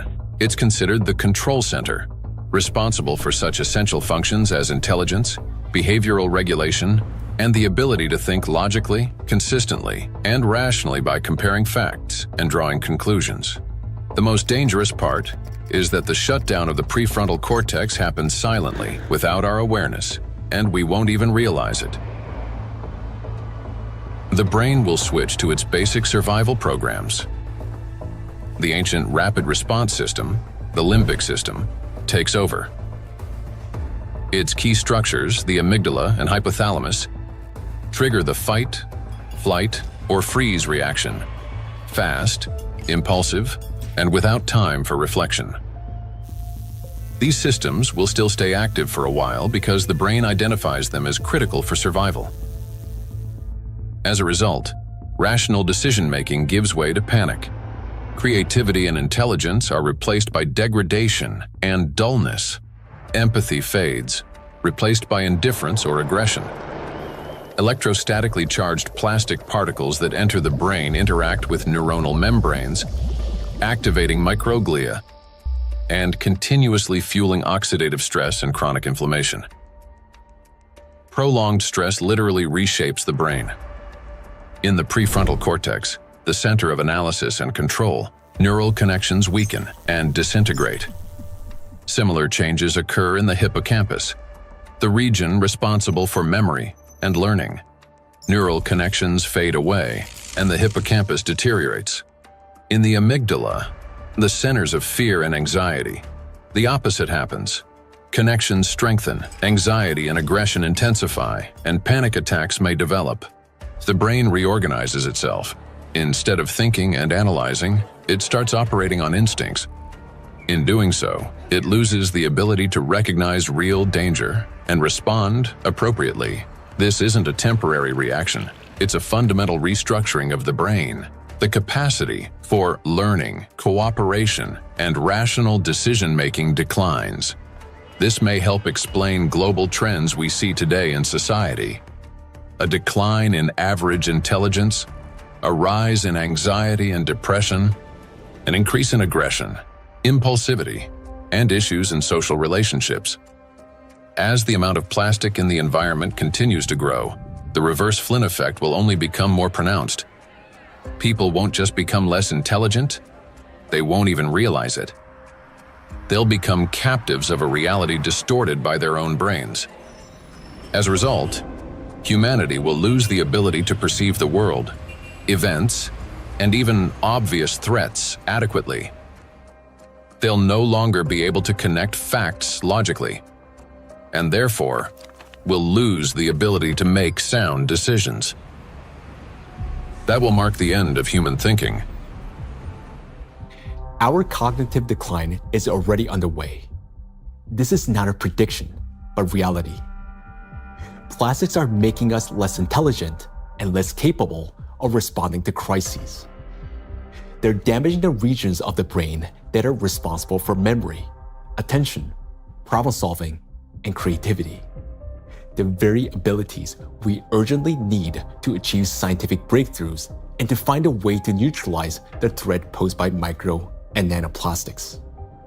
And we have very little time left to make the right decisions. Yet, the loss of intelligence is not the worst that awaits us. Prolonged exposure to micro nanoplastics and their accumulation in the brain. That leads to gradual failure of even our most basic survival functions.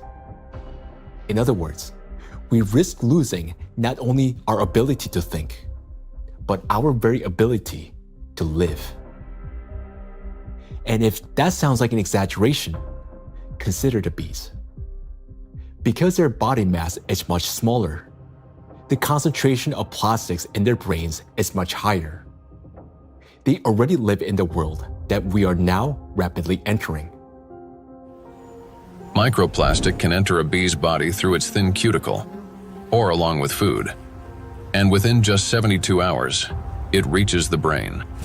From there, as in humans, it triggers synaptic damage, neuroinflammation, cell death, and neurotransmitter disruption. The bee loses body mass, its metabolism slows, and its immunity weakens. Its sense of smell, memory, and navigation begin to deteriorate, and bees stop recognizing their own colony and can no longer find their way back to the hive. With prolonged exposure to nanoplastic, the damage becomes fatal. The bee's nervous system collapses under the strain, and some simply drop dead in mid-flight. Look at this photo. You can see the brain of a bee that has been penetrated by nanoplastics. This amount of nanoplastics was enough to cause serious cognitive impairment in the bee. What is a critical point beyond which, like the bee, we stop recognizing the world around us and die on our way home? If nothing changes, this is a future that awaits us. It's also important to acknowledge that there is no safe level of these chemicals in the body. So while the manifestation may take time at a lower doses, it is not immune, that at lower dose it's safe to have that. And why is it important? I think it's important for so many reasons, because as soon as we define the threshold, various special interest groups would argue to keep micro nanoplastic concentration below that level, whether it's in soil or in water or whatever that is. And what does that mean? Is that we are allowed to have some degree of micro nanoplastic in our sources, air, soil, water, and so forth. But it's a cumulative impact, we have to remember. It's not a particular threshold at any given point in time in the source of whatever we are consuming, but it's a cumulative impact in our brain. And we don't know that, honestly, because it's the factor of time there is going to be different for bee than for a young child who doesn't have a fully developed brain versus an adult brain. Let us recall that a single nanoplastic particle in the human body is not equivalent to one dead cell. After destroying one, the same particle does not stop. It continues traveling through the body, killing one cell after another. So even the tiniest amounts of nanoplastics will damage the brain. And that's why there's no such thing as a safe concentration. And there will never be. The only difference lies in the rate of destruction. That is, the more nanoplastics there are, the faster the process. These plastic particles destroy the biosphere and the cells within our bodies. They damage organelles and biomolecules, including mitochondria and DNA, leading to reduced energy production, genetic mutation, the breakdown of neural connections, and the disruption of brain signals that regulate our organs and vital functions. All of this happens imperceptibly as we go about our daily lives. Yet, inside the brain, a silent systemic destruction is already underway. The question is, will we as humanity recognize the full scale of this threat in time and find a way to strip micro and nanoplastics of their ability to accumulate and retain electric charge? A threat that must not be ignored. The more I've learned about nanoplastics and how widespread they are and their harmful biologic effects, the more I am really, really concerned about just exactly what's going on, how much it's going to affect now us and future generations, and it's very sobering. And I think it's very important that people need to understand that it's maybe not the big, plastic part which is out there somewhere, but it's the breakdown of those particles, even smaller of these products, in all the time smaller particles, which is then the big danger for us, and that is, I think, something which needs to go into the head of people, because then and in their minds, so they understand that this is might be an avalanche which comes down the road, but it will come, or might come, if we don't do anything about it. So that's my point here. So we can't just leave it like that, The most frightening aspect is that nanoplastics interfere with the most fundamental processes of life. Their electrostatic charge breaks bonds, distorts bioelectric signals, and destroys the harmony that exists between cells and entire organisms. It also disrupts the impulse of life, the signal that links a bee to a flower, a tree to the forest, a neuron to the brain. It silences rhythms that have resonated in unison for centuries. This is a threat that cannot wait. It must be confronted now. It is a matter of survival. We can do as much, research, and scientific community does whatever it does, but until this alarm goes to the public, nothing will change, right? It's not a science problem anymore. Science has clearly shown what it wanted to show. Maybe there will be 10 more studies in the next few years, right? And then what, right? Until we change, and this change is based on the public opinion. I want to leave something which is, our legacy should be habitable by our future generations. And that's the pure purpose we all have in common. If we can connect to our own health, I think that is way more powerful and more appealing for all of us to collectively act on this together. I think that's a very important point. And I think at a societal level, we all have to incorporate the other dimension beyond, in our balance sheets, beyond the dollars and pounds and euros and rupees, right, is the health, the impact on the health. And I think that has to be a part of the balance sheet, because what are we making money for if we can't survive or have a good quality of life? Then everything else is worthless for us and for the future generations. I think maybe a reason why I do that, to just show by example that we need to do that. It's my big, hope that I can contribute to a solution, and also to people thinking about it, talking about it, and acting accordingly to make this world a better place, and not just always a worse place for the future, especially for the next generations, and for my son, and for families, and of course all over the world to take care. And I'm trying to contribute the awareness of people, to explain, to show them the risks, and to make them understand the problem, the real extent of problem, to put them into action. So I just want to say one last word, that we only have one planet, and this planet is not single use, so we should consider this. For too long, we have lived under the comforting illusion that there's still time, that humanity will always have a chance to recognize, understand, and respond. But that time has passed already. Our greatest challenge now is to find a solution before we cross the point of no return, while we still have both our intellect and the little time that remains. But for this to happen, all of humanity must first grasp the true scale of what is unfolding. Only then will we be able to direct our full scientific potential and resources toward finding a solution. As we have seen already, no single individual, organization, or nation alone can solve such a complex problem. The scientific community of ALLATRA has been searching for the solution for 2 decades, and although it hasn't been found yet, we know it exists. We understand that the answer lies at the intersection of physics, chemistry, and biology, which means that the solution is achievable, and finding it is essential for survival.